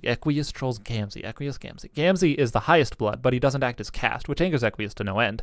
Gamzee is in the medium. Equius wants Gamzee to command Equius because of the blood caste difference. Gamzee obliges because he's a chill dude. So this establishes Equius as not only one who gives commands, but one who receives erotic pleasure by receiving commands. Gamzee is of the highest blood, and he doesn't give a shit, and that fleshes out Gamzee as a character. And the fact that Equius is enraged by Gamzee's, that fleshes out the relationship between Equius and Gamzee. So these characters all have relationships with each other. They all have opinions on each other. They all think about each other in slightly different ways for slightly different reasons. And it's fucking 10 out of 10 amazing. Okay. Am I talking too fast? Oh, God. What if I'm talking too fast? We're an hour in, and I'm tired, and it's fucking late, and I haven't drawn yet today. Maybe I just won't draw today because I've done so many other shit. I've done work, and I've done exercise, and I'm doing this. You just have to be really, really, really, really, really on top of your game to go to a work shift and do everything else. Without fucking about, because I fucked about and I played Pokemon for like an hour or two, and it's like, holy shit, an hour or two gone. All I did was catch a Gligar. Okay, Equius is aware of the double-crossing intention and intends to double-cross as well. This is a common trait for blue bloods, so that kind of makes it better. Equius has an Aradia robot ready and also is attracted to her and is also weirdly disgusted about her lesser blood caste, but is also aroused by this fact. So this back and forth is really an interesting character, and it really makes Equius seem like a freak. That makes it seem like a not cool guy. I'm just quoting fucking Munchie at this point, but, you know, he's the coolest guy. Okay. Equius punches an unsuspecting robot out his window, and it explodes, breaking some land debris, which crushes Vriska's spider mom. Oh, no! Also, Equius's Lucis falls to his death. Oh, no! And, quote from Homestuck moments earlier. Quote from Steeb's notes. Don't you fucking moments earlier me. I'm taking notes so hard you don't even fucking know. Here comes another rant about Vriska's character arc on my notes. How about fuck off. I don't give a fuck. Vriska's a cool character because she's a bitch, because she's conniving, because she will do whatever she can to get what she wants. She's powerful, and she's powerful, and she pursues power. And she's good, and she's cool, and she's slick, and she's stylish, and she has swagger, and she has charm, dude. She's cool. Okay, so here's a flashback. Aradia mind controls the spirits of many spider-eaten trolls to torment Vriska. White Text Guy suggests that Vriska kill Aradia as revenge for this action. Apparently, White Text Guy helped kill Tabros too, or helped break his legs. So White Text Guy is omniscient. Vriska mind controls Solix to float to Aradia's hive and munch some honey. Arrivederci, Medico. Jesus Christ. Okay, so let's back up a bit. So White Text Guy's like, hey, you're going to do this regardless of whether you want to or not. And Vriska's like, fuck you, and then she does it. So White Text Guy's like, oh, you're going to kill Aradia. And Vriska's like, well, fuck you, maybe I don't want to. Maybe I just want to live with these troll spirits. And White Text Guy's like, nah, you're going to. And Vriska's like, god damn it, I'm powerless to him. And it's like, oh, fuck, Vriska's not invincible. Whoa! It's almost like a character is made really relatable when they are not the greatest. When they have heights yet to achieve, when they have conflict. Whoa!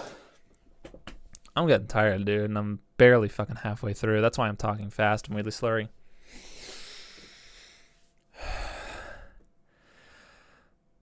So Vriska mind controls Solix to float to Aradia's hive and munch some honey.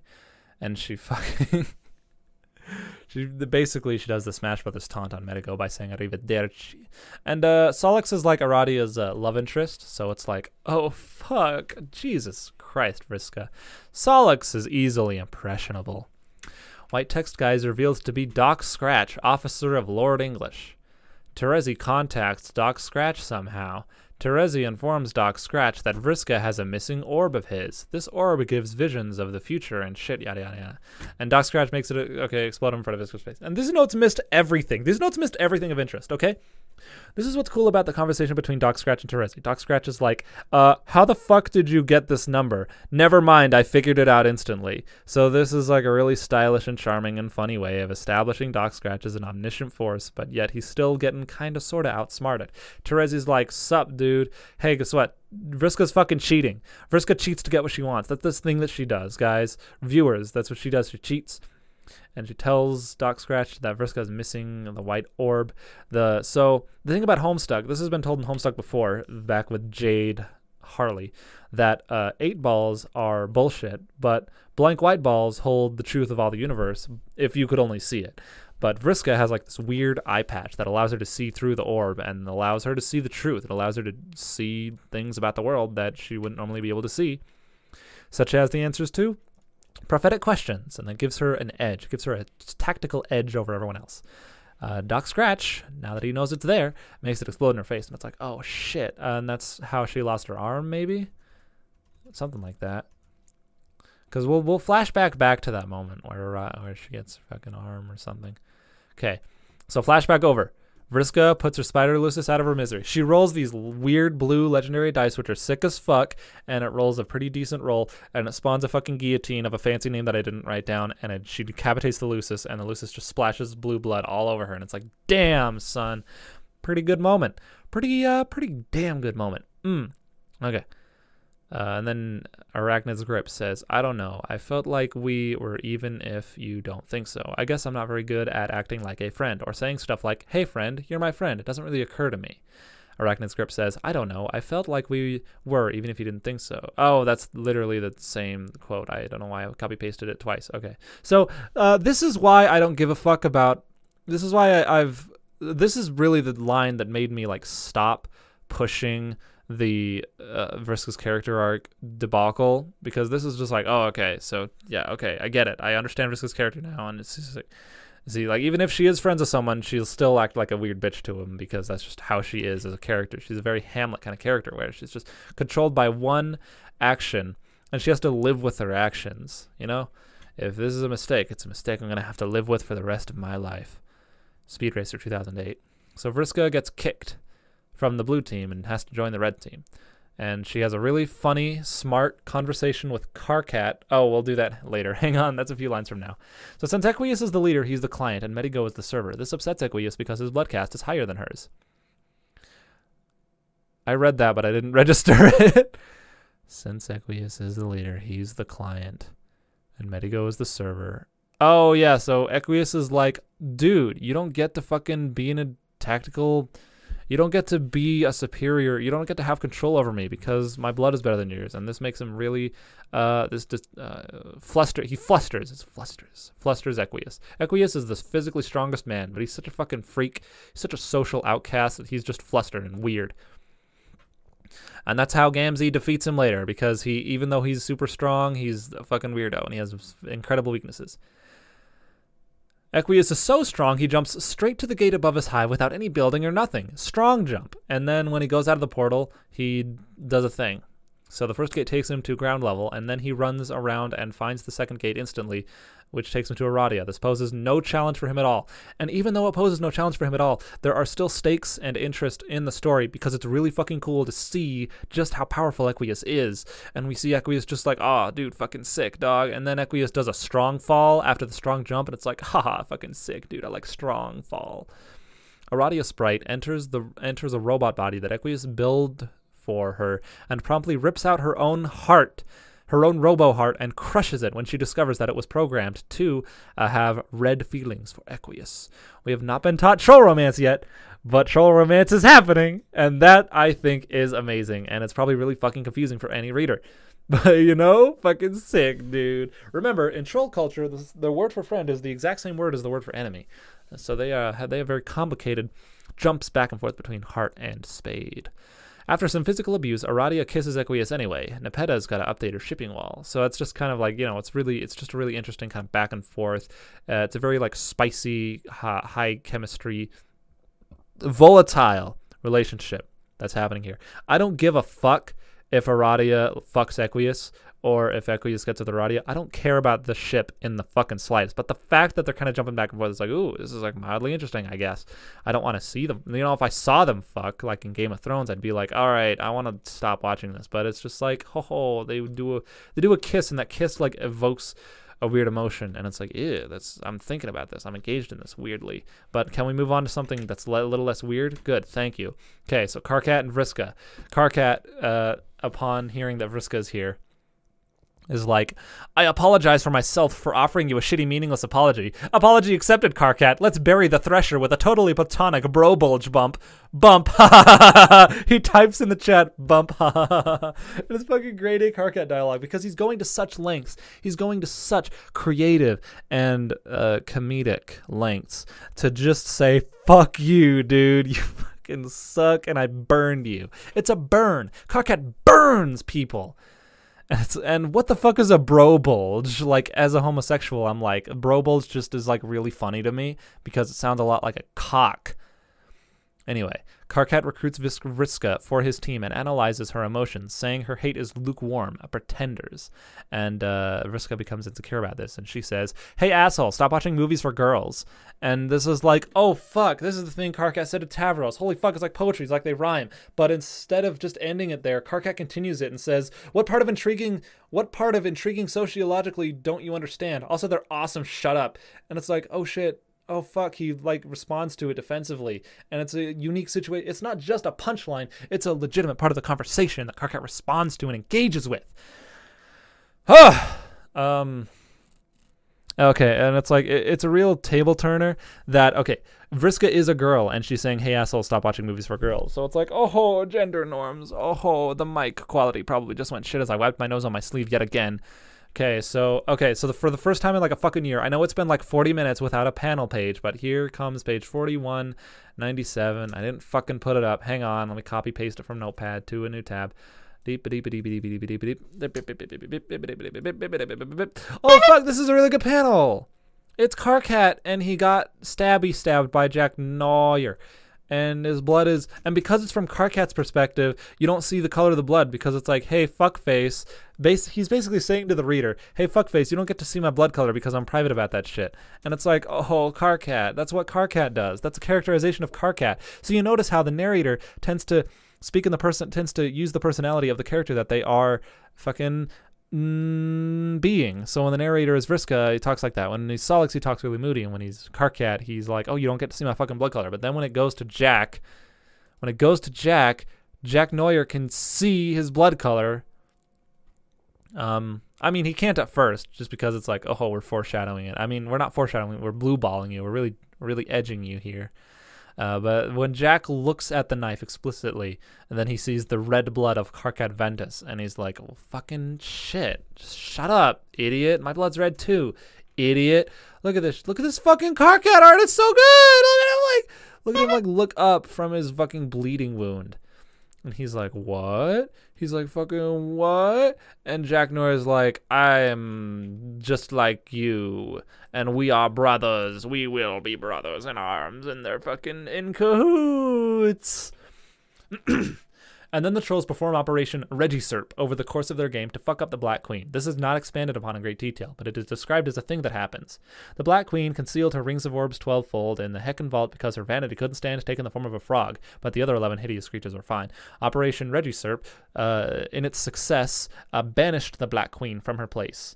And then Doc Scratch comes in and is like, until she was given a new purpose, bitch, oh shit, son, maybe you can put the pieces together that she'll become Snowman. Whoa. What happened to the Black Queen in Homestuck? What happened to the Black Queen in Spurb? I don't know. So, like, we don't need to know Operation Register. We don't need to see that. Like, it would be cool to see that. It would be cool and fun, but it's also cool and fun to see the things that Andrew Hussey chose to show us anyway. And we see what happens, and we get the gist. Okay. And then Doc Scratch comes in, and it's like, oh wait, I already fucking read that line. Shit. It is now told that the two teams are actually all in one session. If Hivebent was its own story, this would be a stunning revelation, probably happening 4 acts in, but it's still appealing the way it's presented here, okay? Okay, because of the dry reaction to it. Because what's happening, the revelation that the two teams are actually one big team with a Mobius double reach around is really cool, and it's a game changer, and it's mind-blowing, and it's engaging information, and it's a plot twist. But Andrew Hussey's like, wow, same session all along. Really? Huh. So Andrew Hussey, this puts the impression that Andrew Hussey isn't even trying. This puts up the front, this puts up the illusion that Andrew Hussey is doing this all effortlessly. He has us all by the fucking threads without even trying, because he's like, oh, same session all along? Really? Huh? I just think it's really charming when he goes, wow, same session all along? Really? Huh. I don't know, man. I just like that kind of humor. Okay, so here's a funny on page 4221. And I didn't write it down again. Oh, I know what this page is. I did have this page. I don't know where it went. So it's like the Mobius double reach around, and it's like, for that matter, who's this young lady? What's her deal? We'll probably find out about her later, too. It will probably be quite some time before you get to be her, and it could very well take pages and pages. And then the prompt says, and pages and pages and pages. And then the prompt goes to the next page, and it's her, and it says, seriously, it could take forever. And then we get a formal introduction to Kanaya Mariam, and honestly, none of her fucking characteristics really matter. The only thing that's, like, cool... No, just kidding. Like, her interests are cool, but they never become relevant in the story, and I know this because I've read the story. But it's cool that Kanaya cares about fashion. She cares about the aesthetic beauty of things more than the utilitarian purpose, because none of the other trolls think that fashion is important in the slightest, so it gives Kanaya a good little set her apart thing. I don't know. Kanaya is cool because she's really feminine and reserved, but has a chainsaw. And for that, I award Kanaya the award of Best Troll. Kanaya is Best Troll. Kanaya is Best Troll. Carcat's Best Troll. Gamzee's Best Troll. Terezi Best Troll. Nepeta Next Troll. Aradia Best Troll. Did I say Next Troll? Nepeta, I'm sorry. You're the best troll. Solix is the best troll. Equius is the best troll. Vriska is the best troll. Kenny is the best troll. Tavros is the not a very good troll. Maybe he is, but I'm not gonna say it, just so I can fan the flames. So, okay, so why is that joke funny? Why is it funny that he says, oh, it could take forever, and then it goes to her instantly? It's funny because it rewards us. It's like saying, oh man, to get this piece of chocolate, you're gonna have to earn it. You know, you're not gonna get this chocolate until Christmas or something. And I'm doing a motion where I'm like holding the chocolate above a child's head. And then as he slowly lowers the hand to give the kid the chocolate and says, seriously, it could take forever for you to get this chocolate. And he hands the chocolate and he like winks at the kid, and he like winks it. And he's like, oh, it could take forever until I get that chocolate. He says, and he has the chocolate in his hands. He's giving the viewer what they want while also making the funny about how it takes a long time for him to do it. And it's like, oh, I'm glad. And I get to learn who Kanaya is. Okay. Kanaya trolls Pfeffery for a moment. They fuck about with Pfeffery's inane typing style before Pfeffery says, hey, let's stop being retarded for a minute. And I like that. I like that Pfeffery can just go ham with fish puns and just the worst typing style known to fucking man. And then be self-aware about it and say, hey, let's stop being retarded for a minute and get to business. It's like, what? How many times could Act 6 use a, hey, let's stop being retarded and get to business? Like, wow. Like, wow. Okay, so there was a page here. I have to fucking copy-paste it again. This podcast has wonderful pacing. I don't know if I'll put these pages up because, again, it's going to take me a fucking million years of editing to get this up. This podcast is going to take like 5 hours to edit, and I don't know if I want to do that. So page 4230 has art that looks dangerously like NU new Homestuck style. It's like, oh shit, she looks kind of scrawny. She looks kind of lacking visual weight there. She looks like a weird 2D model sprite thing. And then you click the next page and you see this sweeping, beautiful landscape, and you're like, oh, this is not Act 6. This is in fact Act 5. And look at that sky. Look at that sky. Oh, good art. It's good art. Homestuck's good. Okay. Yeah. So, and then Hippo pointed out in chat that that picture of Kanaya that I posted that I was like dangerously new Homestuck isn't new Homestuck because Kanaya has well-defined elbows. Old Homestuck had elbows that bend. Dude, arm levers, as the troll would call it. Arm lever. And the new Homestuck, NU Homestuck, has just rowdy round arms. Even though that's literally not a true theory. That is not a 100% consistent theory because earlier there was a picture of Carcat who bent his arm to a ball into a fist and that was a round arm. But that picture had really solid, just orgasmic, sharp splashes of blood that stimulated the brain and my eyeballs. Kanaya finds her Lucis dead and promptly chainsaws her belly open, reaches inside her green ass guts. Not the guts of her ass, just her guts, which are evocative of ass. Reaches inside and pulls out the matriorb, which is just the most metal thing you could do, really. It's so metal. She just fucking, holy shit. She fucking opened, and I thought they were smelly on the outside. Holy fuck. She's immediately, like, so she's like this like weirdly vain, aloof, feminine woman character who likes fashion, and then she just does a thing that's disgusting and morbid and would take mental fortitude to do, and it's like, oh, she's a troll, all right. She's a good troll. She's a good Kanaya was best. She is best troll, right? Because yeah, see, that's why Kanaya is best troll right here. I need to have some patience to give these trolls some best awards. Kanaya then captchalogs the matriorb into her chastity modus. She has a unique modus, and she uses the inventory system. Fuck, man. Homestuck, man. Shit, man. Homestuck!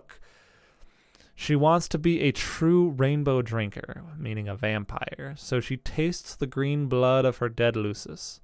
And then she makes a blah! Blah! She's disgusted by the taste of her Lucis's blood. And it's a silly, adorable, silly, funny face. Ho ho ho.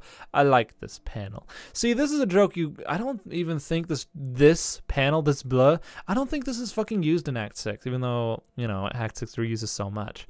Because it's like, blah! I mean, it might be reused in Act 6. Don't correct me on that, because I don't give a fuck. Maybe it is. Oh, God. Okay. I'm anxious. Kanaya thinks she might be Moy Riles with Vriska, but is unsure. So this is like a relationship drama. But you know what? I don't know. It's all right here. It's all right here. I don't know why it's all right here. I can't fucking think of it because I've been talking nonstop for an hour and a half.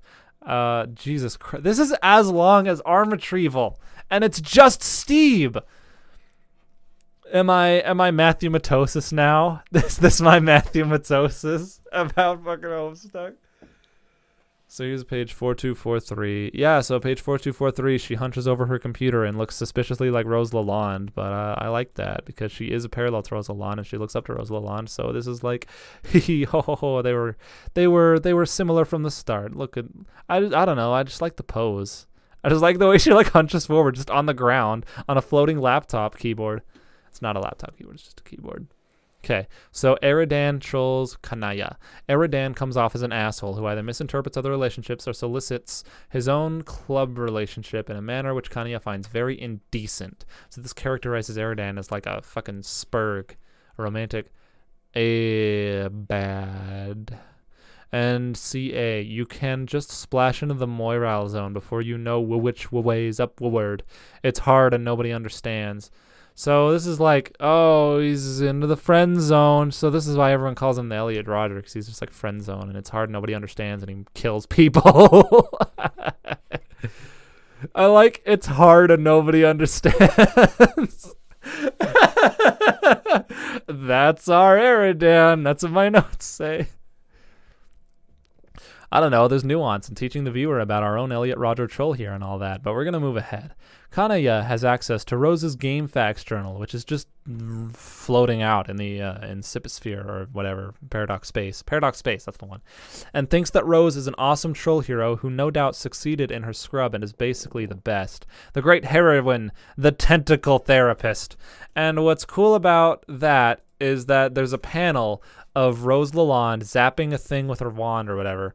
But it's drawn as a troll because Kanaya doesn't understand any species other than troll, any cognizant species at least, and that's cool. It's just cool to see Rose as a troll, I guess, even like in the within the romanticized imagination of Kanaya, because it informs us about Kanaya and how she looks up to Rose Lalonde, this weird mysterious RL that we saw at the end of Act 4, I think, and it's cool as shit. And it's the best. I didn't save the panel though, so you don't get to see it. Tavros enters the medium and takes his place as the Page of Breath in the land of sand and zephyr. Google defines zephyr for me. Zephyr is literary for a soft, gentle breeze, or a historical definition of a fine cotton gingham. Oh, Tavros, you were doomed from the start.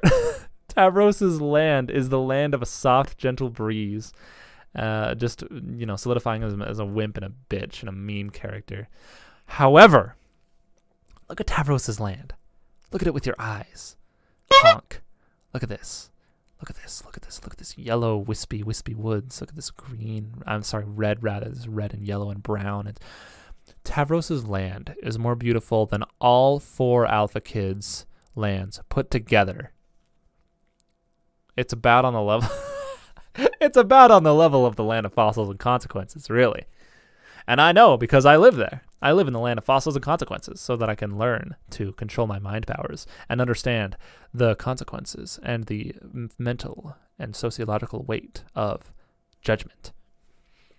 So Tavros is... Oh, Tavros wins the award of Best Troll because he has a really sick-looking fucking land and a poetic justice thingy for his...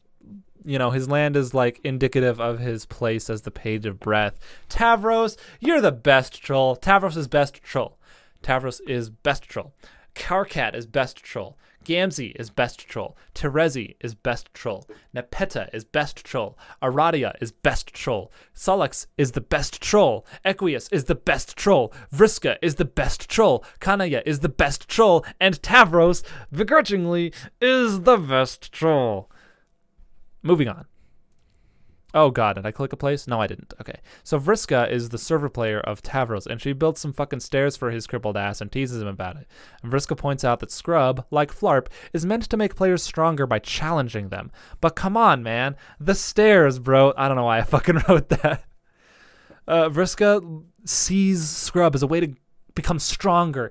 Vriska wants to make Tavros stronger, and Tavros wimps out at every turn. And when you put it like that, you can empathize with it. When I was reading the comic, Vriska was coming off as a bully, but when I'm saying it like I'm saying it right now, Vriska really sounds like she wants Karkat. If Tavros would actually man up to the challenge, then he'd be a cool man. He'd be a man. He'd be a stud. Vriska points out, Vriska wants Tavros to apologize for being crippled.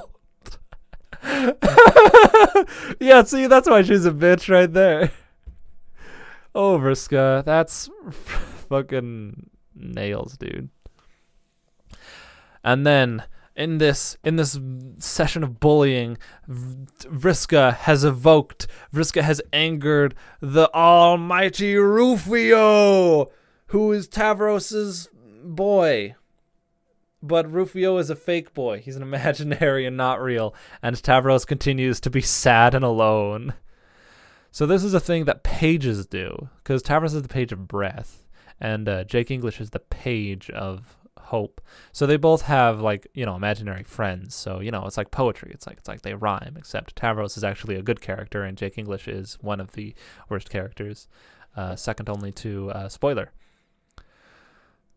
Kanaya, Vriska's server player, mediates the situation by threatening to dump Vriska's broken toilet over her head. This makes Vriska squirm. This makes Vriska uncomfortable. This puts Vriska in a spot where she is not in control of the situation. And isn't that just satisfying? To see characters fucking fuck with each other. And it's a tug of war. And they're fucking fighting, and they're double-crossing, and they're cooperating, and they're interacting with each other in meaningful, interesting, emotional ways. God, Homestuck is good. Vriska finds her rocket boots, catalogs them in her 8-ball modus, and sends the code Pashoes to Tavros, who uses Pashoes. He alters the code to change it from Pashoes rocket boots to chair a rocket chair. Okay, I'm going to have to jump ahead for a thing here, because later on, Vriska is seen doing a slide kick with her rocket shoes, which doesn't fall under her dice modus. And that's a very naughty thing for Homestuck to do, to disobey the strife specify. However, it's okay, because Vriska is explicitly using an item which was explicitly introduced to be in her inventory. So if Vriska wants to do a cool-ass slide kick in the Flash, like Mega Man 7 or 3, she gets to do it because she has rocket boots to do it. Okay? So Tavros now has a rocket chair, and he just fucking shoots, and he's gone, and he's now capable of doing things. And instead of killing imps and leveling up to a boy-man Skylark, he communes with the imps themselves to get them to do shit for him. And it's... So you can think of two reasons why Tavros is able to do this. You could think that the imps count as animals, or that the imps inherit animal traits from the prototyped Luci in order to be controlled. So either way, it's good. It's fine. It makes sense, and I like that the powers consistently make sense. Okay. We're still fucking going. Jesus, I'm gonna take a break. Jesus fucking Christ.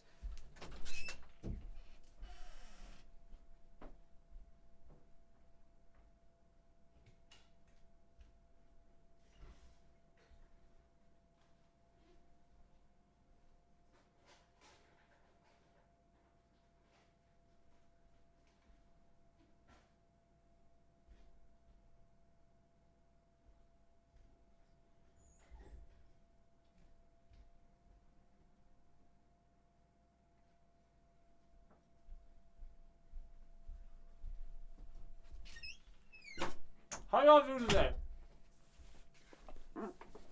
Ugh.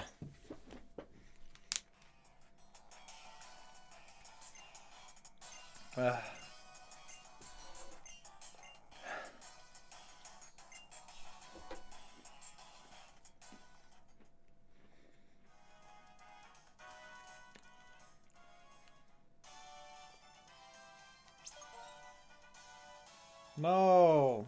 My Glider that I named after Carcat Ventus fainted.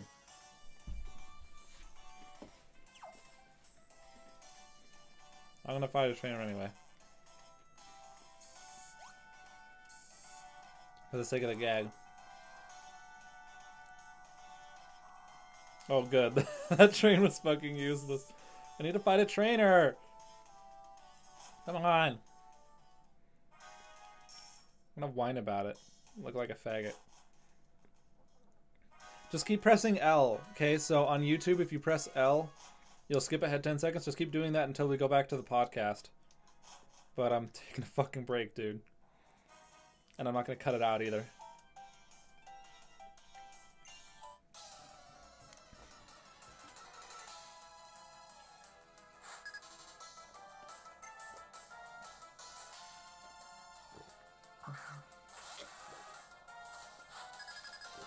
Act 5 is the best act of Homestuck, and Generation 5 is the best generation Pokemon. These games run really well. Oh god, I'm almost dead. Shit! I went into the battle with 1/5 health. Alright.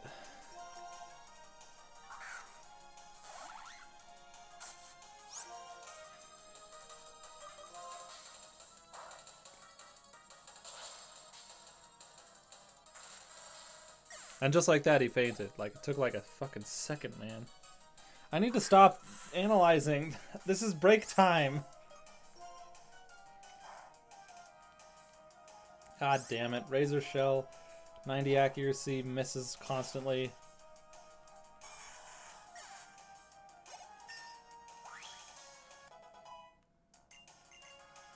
Aquajet. Hell yeah. That's better than Razor Shell, because Razor Shell keeps missing. Razor Shell's 95 accuracy and it misses constantly. Get out of here. I gotta heal my Pokemon.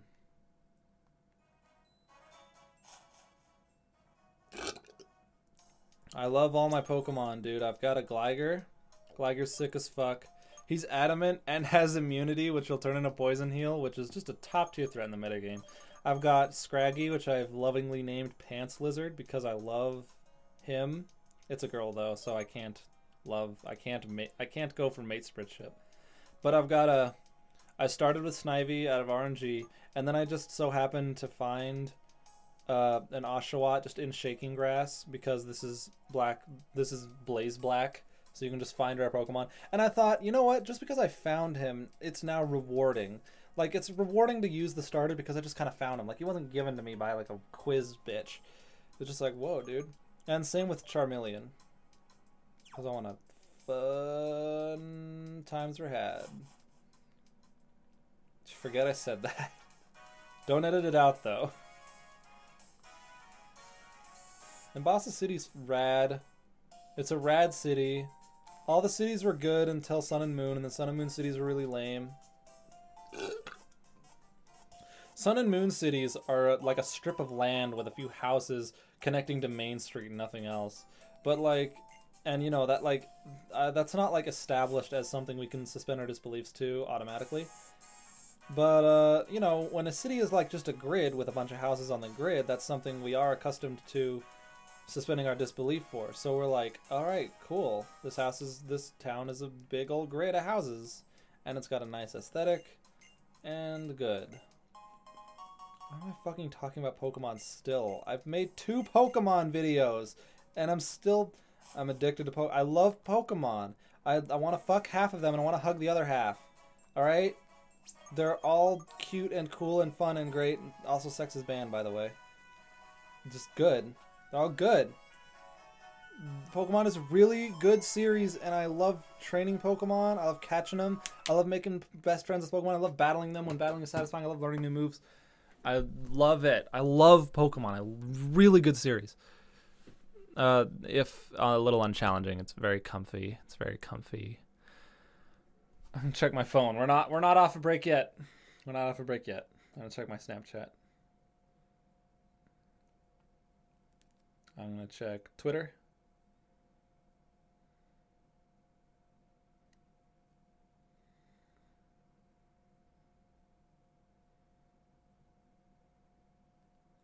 Alright, there's nothing on Twitter, so how about Discord? Discchum, rather. I've got messages from Ethan sending me the clown horn sound. Good. Oh, wait. Oh, it's... Oh, we just... Okay, alright.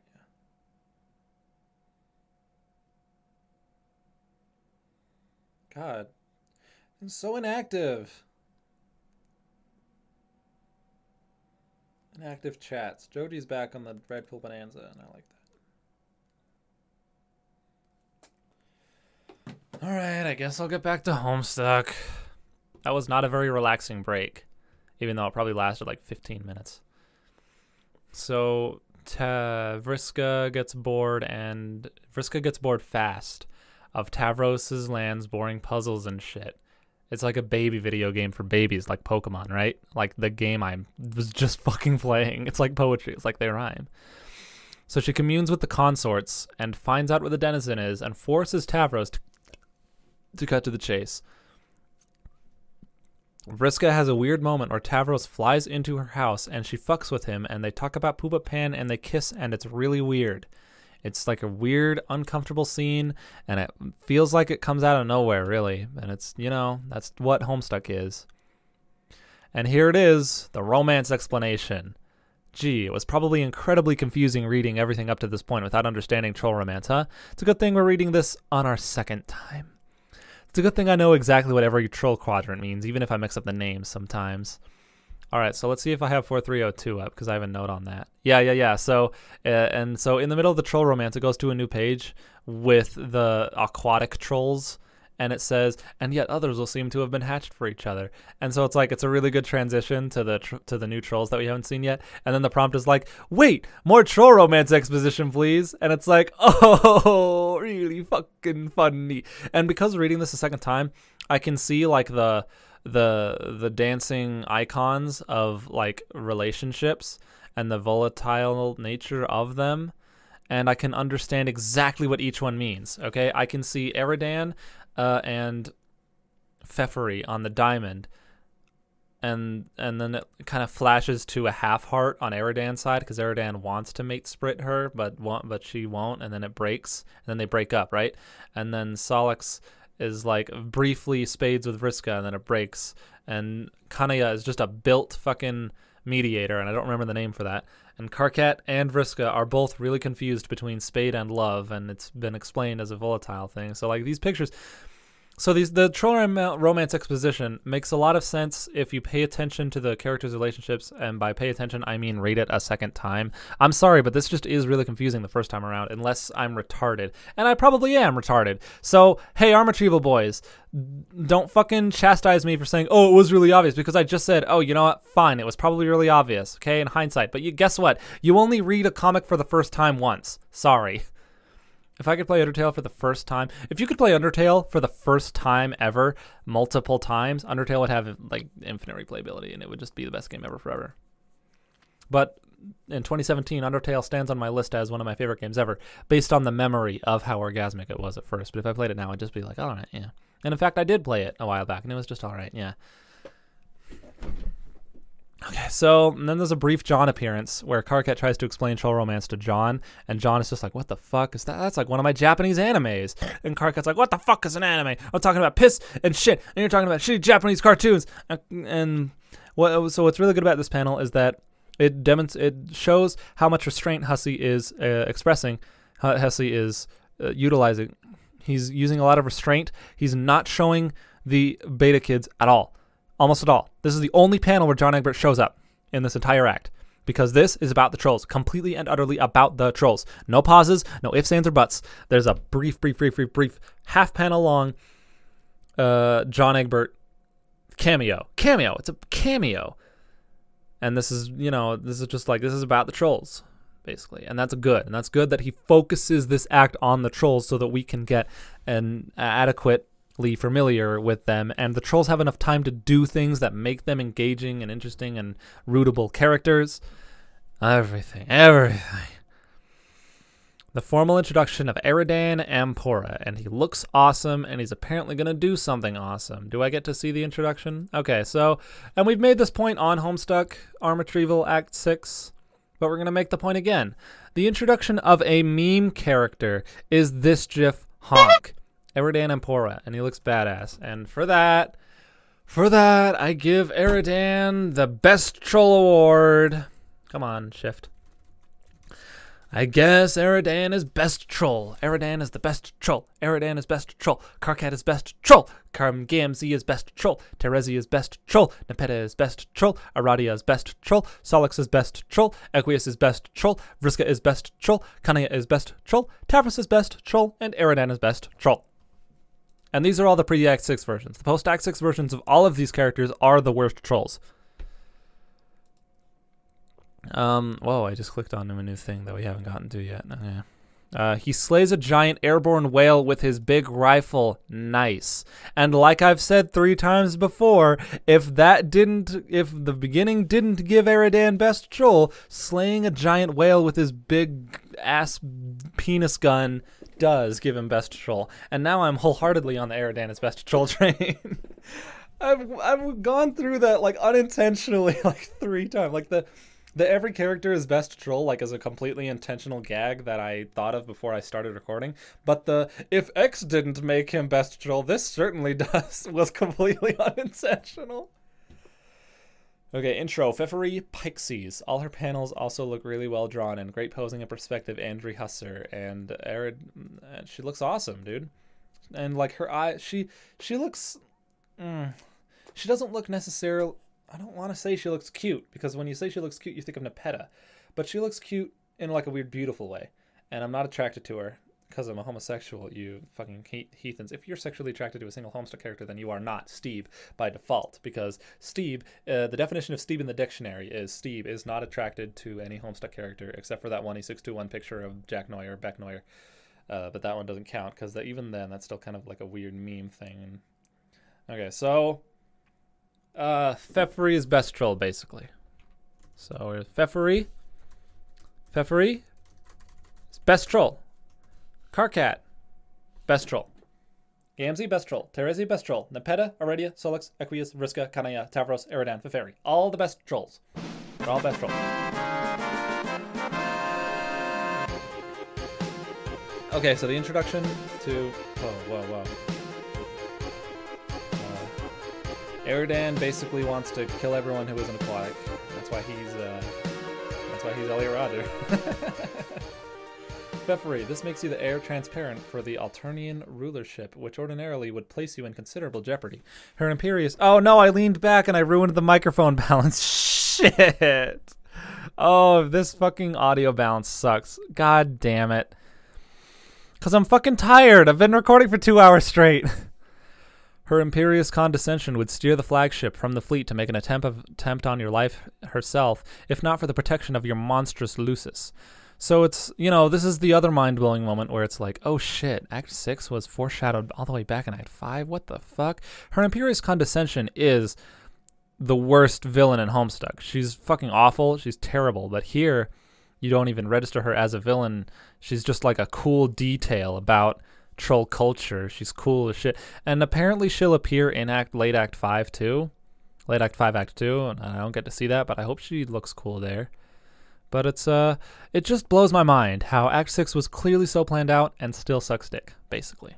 Basically, that's what I'm going for, basically. Pfeffery and Eridan Pesterlog. Their relationship is filled with sighs and confrontation. Eridan complains and then shuts himself out. So immediately you can see that the characters have intricate relationships with each other that are clearly displayed through how they interact with each other, not just what they do, but how they do it and all that. And it's good.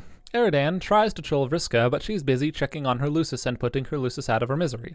So while Vriska is doing this cool thing that we all saw and empathized with because it was fucking sick as fuck, Eridan's like, she's so disinterested in me because I'm a faggot. Laughing at your own joke. Well, put up a Kazi laugh right now. Am I gonna fucking look for a Kazi laugh? I'm not gonna do that. I'm not gonna do that. I'm Barry Kramer and I didn't do it. I hope it's I'm not gonna do that shit because I want to get. I'm not gonna do that because I need to get my. Fuck. How did he say it? Watch Mario Party 8 Ground Zeroes. Game Grumps. Okay. Eridan thinks Vriska is just bored and disinterested in Kismesis with him. Okay. Pfeffery, Moirile breaks up with Eridan. Eridan proposes red feelings for Pfeffery. Ferezi! No. Nightmare. For Pfeffery and is softly rejected, and Arizon takes it mad personally. Glub. So we, something happens. This is substance. Even if it's like, emotional drama bullshit, it's content. Their relationship evolved in a very substantial way. We saw the culmination of their relationship as Moiriles. We saw the culmination of. We didn't see like the buildup of Eridan being a faggot and Pfeffery putting up with it and trying to get Eridan to open up emotionally. We just see the culmination where they break up because that's the important part. Okay, moving on. Karkat, Solix's server player, fails to get Solix into the game before the vast glub kills all the trolls. So, fuck.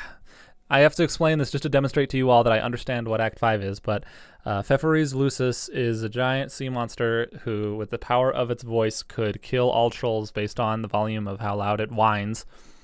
And that's why Pfeffery has to keep her mad fed, dog. But in entering Spurb, so this is the implication, by entering Spurb, Pfeffery neglects to feed her Lucis a little bit. And then the vast glub happens and kills all trolls, which includes Solix. That's what I think is happening. Well, it kills all trolls except for Pfeffery because she's a royal blood. That's like my theory of what happened, because it wasn't too clear. It kind of skipped ahead. It kind of did a thing. That's what I think happened. And it makes sense in my head, at least. Because most of the trolls are already in the game, so the vast glob's not going to affect them. Okay, and then... oh, okay, do I have page 4372? Yes, I do. Okay. But then I have a later page that, because there's a page exactly like this later that I have the exact same thing to say about it. But I guess I'm just going to end up saying the same thing twice. So there's a page 4372, which I guess I'll put up, honk, which is just a really good page. It's making light of a dreadful situation, and also look at that fucking background. Brilliant. So look at all these characters. So these 3 characters are all on screen doing their own unique things that expresses their personalities and how they react to certain situations, how they react to certain content and substantial events happening. We saw the death of Solix, and this is what happens. Carcat breaks down in fucking tears. Okay, Jack Neuer comforts Carcat begrudgingly, but he's still like, "And you fucking bitch, Carcat, you're a bitch. You've built one goddamn pansy." And then Gamzee's like, "Honk," and he's a really fucking funny character. All right, good. I like it. And the background looks sick as fuck. Look at that background. How many times do we say like sick as fuck and cool? Like we really probably come off as like early 2000 teeny bopper fucking freakos when we say, I'm trying to say that things look really cool less often, but Homestuck is just what coolness is. Not really though. I need to stop saying the word cool because it's a weird word that kind of implies that it will become outdated. But this panel of Homestuck it's like 5 years old, and it appeals to me incredibly strongly. Okay, so, and then there's page 4375, which is probably the same panel again. Nope, just kidding, it's something completely different. Okay, so this panel is Gamzee, indulge in emotional theatrics, and it's a picture of Gamzee, wall-eyed, looking at his computer going, ha, fucking sick, dude. So this is a really subtle, dry humor, because the text implies that Gamzee's going to do something kind of begrudgingly, he's going to engage, he's going to indulge in emotional theatrics. So it's like, it's really fancy. I'm just going to read the fucking text because I'm stuttering my fuck. Okay, so my notes say, the title, Engage in Emotional Theatrics, is somewhat fancifully worded and implies drama, particularly the juvenile kind. And and this is added on, perhaps he's doing it a bit begrudgingly, because to even say the words emotional theatrics kind of implies like you're scoffing at it all, like you're above it, like you're aloof. The accommodating picture of it is the silly clown troll with a wall-eyed expression, contrasting the serious nature of the prompt. It's heckin' funny before I even read the Pesterlog, and perhaps it even sets the mood for the Pesterlog to come. And this is what Gamzee says in the Pesterlog. This is a funny fucking quote. Okay? I can't really think about intervening. The black frowning motherfucker kind of scares me. Note Gamzee feeling emotions toward another character. This is something Gamzee will never ever do in Act 6. Gamzee sees a character and he judges him. He judges that character. This is what Gamzee thinks about Jack Neuer. He's fucking scared of him. And Gamzee isn't just like, fucking sick dude, I'm fucking Charlie Brown I'm fucking Sweet Bro and Hella Jeff leaning on the fucking back thing. I'm just like above everything. No, Gamzee's he's scared of Jack Neuer. He's intimidated by him because Gamzee is not invincible. Gamzee is afraid of death, perhaps. Perhaps he's a fucking mortal being. Jesus. Okay, so Gamzee's the best troll, basically. And then there's the next page where Eridan is going to slam a Fago. And he's looking at that Fago like, oh my god, do I really want to do this? He's really hesitant to engage in anything emotionally because he's so stunted. He's so what I was when I was fucking 13. And then the text is, it sure would be startling if what follows was a crudely drawn spit take accompanied by an odd short exclamation. And then the text is, Eridan, blah! And he fucking blows for like half a second, and it's like, what? It's just soda, not grape, not that bad either. What's the big deal? Y'all need to settle down here. And it's dry humor, and it's really fucking funny, because he does the blah, but also he injects his personality into the blah, because he only blows for half a second before just like staring at it with this like cold, lifeless expression. And Eridan is the best troll. All right, good. So we've established that Homestuck is funny. Good. I'm glad we're going to establish that again for the next 4 times. Jesus, can we please be done with this? I'm in physical pain, and goddamn, I need to go to bed soon. And by I need to go to bed soon, I mean I want to play Pokemon for 40 minutes before sleeping. All right, page 4377. So the point about page 4377 is twofold. It's also about reusing jokes. So this is like the 2nd or 3rd time blah has been used in Act 5 alone, but it's really fucking funny. It's an overused joke, but it's fucking cleverly implemented, and it injects personality into the character, and it feels like it has substance, and it's just good. It's just good. It's like you don't get killed, you don't get hung, you don't get drawn and quartered for reusing jokes. You get drawn and quartered for using jokes poorly and making it seem like you don't give a fuck. But this is like, it clearly looks like he gives a fuck. fuck. Okay. And then Karkat does blah. Oh, hang on. Okay, no. That's not what happens. Karkat does not do the blah. So Pfeffery attempts a corpse smooch on Solix. And Karkat goes blah. I should have a fucking page for this. Okay, I need a page for this. Hang on. I need a page for this. Because the page is really important. So the prompt is Karkat blah. So I'm gonna paste this in my notes as well. It's like poetry, like they rhyme. So Karkat goes blah, but he does it like blah, like the taste picture, because that wouldn't make sense. So instead, it's a unique page filled with 3 different diametrically opposed characters. Hey, I don't know what I'm saying here, and I don't fucking care. I just wanted to chip in and say, I said the word diametrically opposed. I don't know what that word fucking means. Get out, Steeb. Stop being an idiot. Reacting to the same substantial, content-driven event in their own unique ways. Karkat is disgusted and appalled by this action, yet he can't stop staring. Jack Neuer is sick of this shit and executes a flawless facepalm ×2 combo, which is still funny because this isn't Act 6 yet, I guess.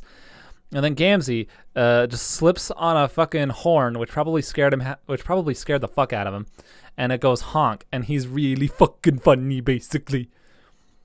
And this is a 10 out of 10 fucking panel because it shows the personality of the characters. They're not caricatures either. This is like, it's danger. Like, these characters are all expressing like the same thing they expressed the last time they expressed a thing, and that gets dangerous of like just all characters being one note and all characters being one thing. But I don't know. For now, it's just good. I don't know. Okay, so fuck. No. I just made that analysis. I don't have to read the notes of my analysis if I made the analysis live. Okay. Page 4394. Hussey demonstrates his power over the readers, and it's worth noting that this is Hussey saying this in Act 5. So Hussey in Act 5 says, "What? Am I going not fast enough for you?" Not knowing that in Act 6 he will go incredibly, infuriatingly fucking Twilight Princess climbing vines levels of slow, and it's like, oh man, I hope you guys appreciated that sick gamer reference. I hope me saying The Legend of Zelda Twilight Princess knocked you out of your dream lull on this gaming channel to go back to talking about Homestuck, a good webcomic, like good, very good. Okay, and there's a bunch of fourth Valkyrie. Okay, so Solix wakes up on Durst. He has 2 dream selves, 1 on each moon, and Aradia gets none for some reason. That's why she's a fucking ghost bitch. She doesn't have a ghost because the plot wants her to be a ghost, right? But it's cool that she's a ghost, and I like that she's a ghost, and it doesn't make too much nonsense. So I'm okay with it, and I like it. See? Like, it doesn't have to make sense. It just has to be cool and sick as fuck. Oh, my God. Can this please be over? It's just... I'm tired, man. I could stop recording and start recording again, but I have a surprise... I got a surprising amount of enthusiasm for Homestuck that I just want to do it all in one session. Club's Deuce attempts to speak to Solix through the Spurb computer. Another voice in his head. Solix, displeased, releases a discharge of energy, blowing CD the fuck out before flying to the land of brains and fire. Terezi's is the land of thought and flow, and it's the fucking sickest land, and the sky pulses like brain nerves, and it's the fucking sickest thing ever. Terezi gets a voice in her head, which she communicates with by writing in chalk along the ground and walls of her land. It is again brought up that Terezi loves the color red, and she smells it, and it's delicious. And she switches colors so that she doesn't use up as much red. And Snowman is like, wait, what the fuck are you doing? And she's like, nah, dog, I just like the color red, dude. Okay. Nepeta is surely a veteran. Nepeta, the meme character, decapitates a 2-headed ogre with just her claws and demonstrates once again that she is a badass. This is a meme character, and she's a badass, and she's cool, and she does shit, and she's a real character. She's part of the team. She contributes. She performs actions of substance. Okay, Nepeta meets up with Pfeffery, and Karkat's troll logs are introduced. Jesus Christ, the fucking memos, time travel memos. They don't quite make sense, but there's like a weird statement later that will make it okay in my book. So, but we have to get to that. Okay, so So the very first Karkat memo is basically a bunch of bullshit about time paradoxes and banning of the trolls, but it's Act 5 Karkat, so that's all right. So it's not like the best memo, but it introduces people to what memos are, so that's fine. And like if you're this far in Homestuck, you understand that it's basically a lot of reading. Okay, so then the picture for the next panel, before we even get to the amazing Karkat joke, we see on the timeline, future Arachnid's grip is labeled as fag, and we can see that and we can like snicker to ourselves because like, haha, fucking Vriska's a fag. But later on, it's pointed out and it's made a really funny joke. Okay, so I'm going to read Karkat dialogue. So current Karkat geneticist says, everybody, did you hear that? Super future Vriska has an important life lesson for us all. We don't have to worry about our present responsibilities and obligations because as it turns out, in the future, all that stuff already happened. We're off the fucking hook. And that's really funny because it's like time paradox and shit. Okay, anyway, back to the quote. Time to relax. Let's all crawl into our cocoons and get busy stimulating our autoerogenous shame globes. First one to start a wank fire gets a shiny boon dollar. First one to start jacking off, right? This is an order from your leader. And that like even further burns him. And like this is really funny, and this is a burn toward Vriska. Vriska's fucking laughing at him. Vriska just types ha ha ha ha ha. And then Karkat fucking bans future Arachnid's grip from responding to the memo. Karkat says, later, fag. Too bad that acronym isn't hag instead. It would have suited you much better. Instead of that nonsense word, maybe its association with you will colloquially cause it to take on a negative connotation. What do you think? Maybe fag will be the new burn, even though it really means nothing in our language. And that's like so fucking funny, and it informs us about troll culture that they don't know what faggots are. Because Vriska's a faggot. You get it. Okay, so my notes say, yeah, these memos are a lot of bullshit, and they don't make sense in the sense. No, shut up, they do make sense later, hang on. Tavros gets the Hearts Boxcar's voice in his head, and Boxcar shouts the fuck out of Tavros for being a beta cripple who isn't into Vriska. He wants him to smooch her, but Tavros is a bitch and is also just not romantically interested anyway. Well, it seems like he's not. Maybe he's just too much of a bitch to even realize he is, but that sounds retarded and theorizing, and I don't care who ships with who because that's not the point of Homestuck. The point of Homestuck isn't, oh, my ship sunk. Oh, I'm a faggot and I want to see my favorite characters smooch. The point of Homestuck is I'm seeing characters play Spurb and be fun and charming, and if fun things are happening and bright colors, loud sounds. Snowman is voice in heading Vriska, even though she was once the Black Queen whom the trolls ended up regisurping, and that's like kind of weird. That's like weird to think about. Like, what is Snowman's goal here? Like, I guess I guess as the Black Queen, she was like the enemy of the trolls, but once she became Snowman, she was working for Lord English, and then her goal suddenly became to like help the trolls out in making that shit happen. I guess, and that makes perfect sense. See, I didn't even have to think about that very hard to say. All right, yeah, that's good. Yeah, that's good. Okay, Snowman also has the ability to communicate with Terezi to obtain the Ring of Orbs, and she tells her to obtain the Ring of Orbs 12-fold and destroy it. It is unclear whether Terezi does so. I don't fucking know, because it wasn't shown very clearly. So, like, I guess she does. Okay, so memo. Karkat is saying that killing the king was useless, but he can't identify a particular mistake in anyone's performances. Solix also thinks that something fishy is going on with their scrub session. Theirs is a null session, as they name it. Okay. Kanaya explains how time travel memos work, and I'm going to paste it, but I'm going to leave a note for future Steeb not to read the explanation because it's not necessary for the podcast. Guess what? Fuck you, past Steeb. I'm smarter than you, and I know that I'm supposed to read this so that I can make it make sense. Okay, so Kanaya says, but then I noticed a conversation in which I was a participant, which as it turns out is the conversation taking place now. I scanned it briefly and then perused other memos for my presence. I found none and returned to this one, but my part of the conversation was gone. I regarded this as a prompt to begin typing and record my contributions live. That is how it works, isn't it? And like, you know, if you think about that, that doesn't make sense, but the fact that she, I don't know, it makes sense on like kind of a weird back of your head level. And I'm not saying just don't think about it. I'm not saying that. I'm just saying it's fine. I'm saying it's fine. It doesn't matter too much. That they have like weird time travel logs that really do make no sense to be able to access a time travel log at any point in time. Who the fuck cares? It's good because Karkat calls Vriska a fag. It's good. And I like it. It's funny. Okay, anyway, moving on. Kanaya asks Karkat for advice, and he gives her decent advice, surprisingly, and they say a bunch of stuff that kind of matters, though, but I guess I didn't care, judging by my tone of typing. Still better than dialogue in Act 6, I guess. Oh, wow, what a fucking great burn, Steeb. Wow, Act 6 is bad? I wouldn't have fucking realized. Man. Okay. Terezi trolls Karkat log, and this is the log that I thought didn't exist in Act 5 that we went back to do a password in Act 6. Terezi licks her glasses, and that affects the way she types, even though that's not how logs work. Yeah, she licks her computer, and then in the Pester log, she's like, I'm fucking gay. And it's like, wait, that's not how typing works, dude. But maybe she just like smudged her tongue all over the keyboard of her glasses. It doesn't make sense, basically, but who the fuck cares? Okay, but like, it's like we will complain about, like we do complain about weird things like that later on in Homestuck. So like the fact that Act 5 is sinning is like, you've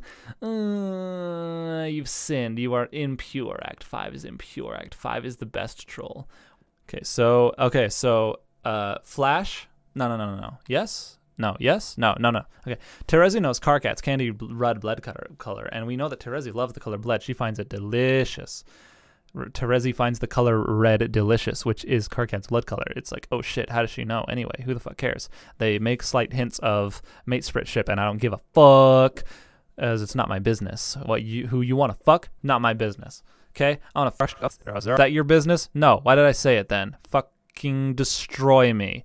Okay, so the Flash make her pay acts as the kind of climax of Act 5, Act 1.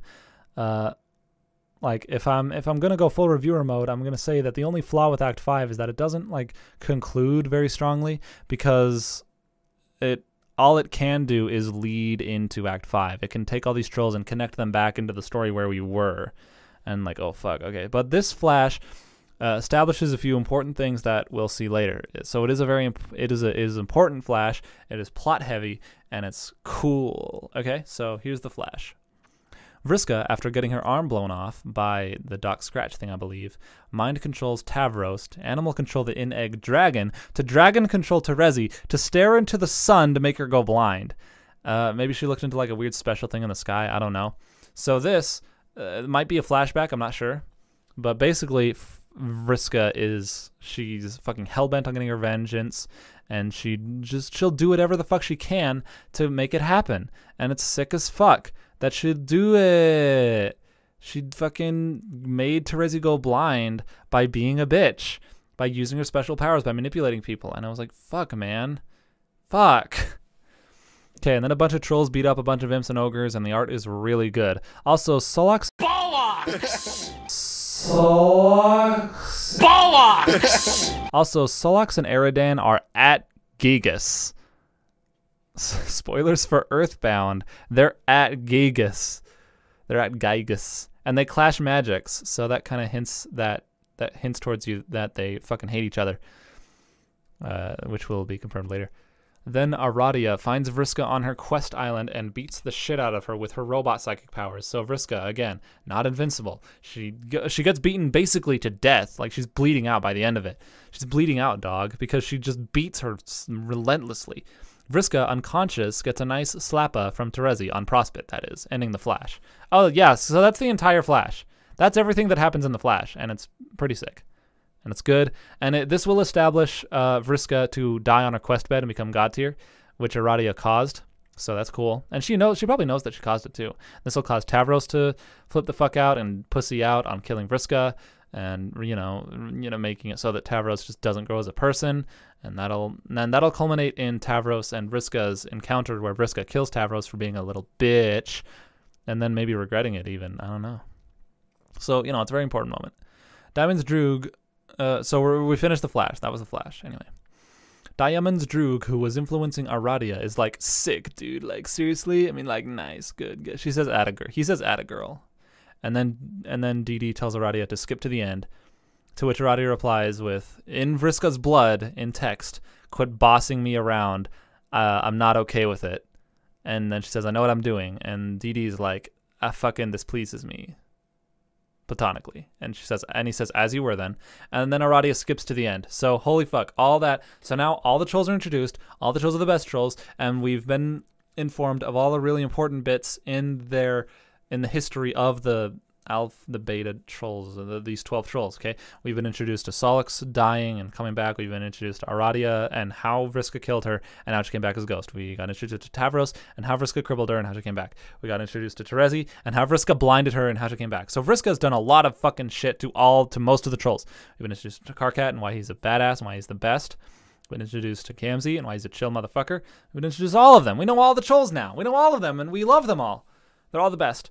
Okay, Aradia has amassed an army of soulbot Aradias from doomed timelines to all come to this moment and aid in the fight against the Black King. So it's like the Dave Sprite thing turned to its extreme, because the trolls are fucking resourceful and they will do whatever they can to succeed. It took all they had. It took a perfect 8 to the 8th power. All 8 dice rolled 8s to fucking do that. It took everything they had. Later, it will be said that Gamzee went full rage mode and did a single attack on the king, which did like a massive amount of damage, like more damage than they've ever seen before. And then they did all that, and then they did all the Aradia bots all the Aradia bots were there just to subdue the psychic powers of the Black King. I think it's a Black King. I think it's the Black King. I don't think it's the White King. I think it's the Black King. I'm not sure though. They slayed the Black King, dude. They slayed him. And then there's page 4504. Page 4504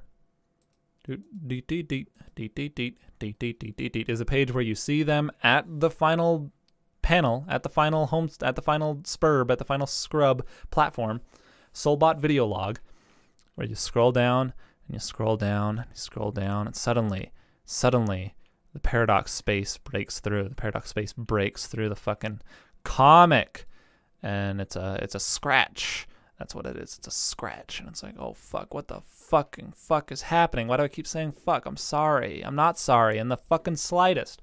I need to be okay with who I am. A guy who says fuck. And fuck doesn't matter when I say it around nobody, but it matters when I say it around people who get offended by it. And sometimes I say it around people who get offended by it because I'm not sure they can hear me. Oops. Anyway, So just as the trolls open the door to claim their ultimate reward, a scratch emerges upon them from the session of Spurb, the game from the universe they created. And from it emerges a creature more powerful even than the Black King they had just slain. This creature killed every Aradia bot except for the Alpha, and in that moment, they all teleported to a safe place. They all got to, and they're hiding on a meteor now. They're hiding on some meteor in their now null session. So that's where the trolls are. They're not just somewhere. They're in their own session.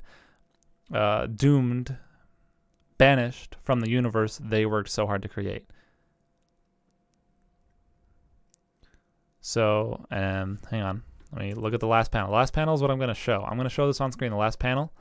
They're banished from the universe that they created. So they cannot access Earth because of this mysterious creature that we have yet to learn about, and shows them wanting to be in the new universe, but they just can't do it. So we just see their star constellations all surrounding Earth, which is a really cute, it's weirdly humbling. It's weirdly like moving. It's emotionally moving to see these like constellations in all the troll colors surrounding Earth. I don't even know if these are accurate fucking constellations. I don't even know that, but just because they're troll colored and they are constellations is my consolation. And it's like, oh fuck. So like even if they couldn't hit Earth, they still affected Earth in some way by influencing Earth with the horoscope bullshit. And that's Act 5, Act 1. That's it. It's one of the best acts of Homestuck. The art is sick. The humor's on point. The dialogue is rich with characterization, decadent diction, and deep lore. It's very, very good, and I like it a lot. Okay, so that's... Whew! We did it, boys. That's me. I fucking did it. I arm retrievaled Act 5, Act 1 solo, and I did it right this time. I appreciate Homestuck Act 5, and I love all the trolls. I understand Homestuck now. I'm doing the Twilight Sparkle flashy eye, flashy. Okay, I'm gonna do a short little fan art roundup. I'm gonna fan art round up a couple of fan arts that have been waiting a long time to be seen, because the last time we recorded was a very long time ago, and I got some fan art like an hour after the fucking thing that I posted here. There I did. Okay, so I got 2 pieces of art by B. Kender on Twitter of Steeb the Heir of Mind God tier, who I am now, because this was my quest, and I just died on my quest bed by reading Homestuck Act 5 and talking about it. So that's my quest bed. Now I'm God tier. Look at me. That's Steeb. There he is. Look at him. He looks fucking sick. He's really strong sense of perspective, proportion, construction, and it's really pleasing to see Steeb in the god tier. I don't know. It's really weird. And, you know, there he is. He's so my strive specibus is pull arm kind. You can see me wielding just a gigantic ridiculous halberd here that is reflective of my air of mind. And that's it. It's fantastic. Thank you for drawing it. And you're good. Yeah, you're good. Okay. And that's arm retrieval for you. In conclusion, Homestuck is the best thing ever. If I didn't talk about your fan art, like, we're gonna talk about it on the real arm retrieval, but just those two pieces of art from Beginner was like, I just needed to show because it's been waiting. How am I gonna conclude this arm retrieval? Like this.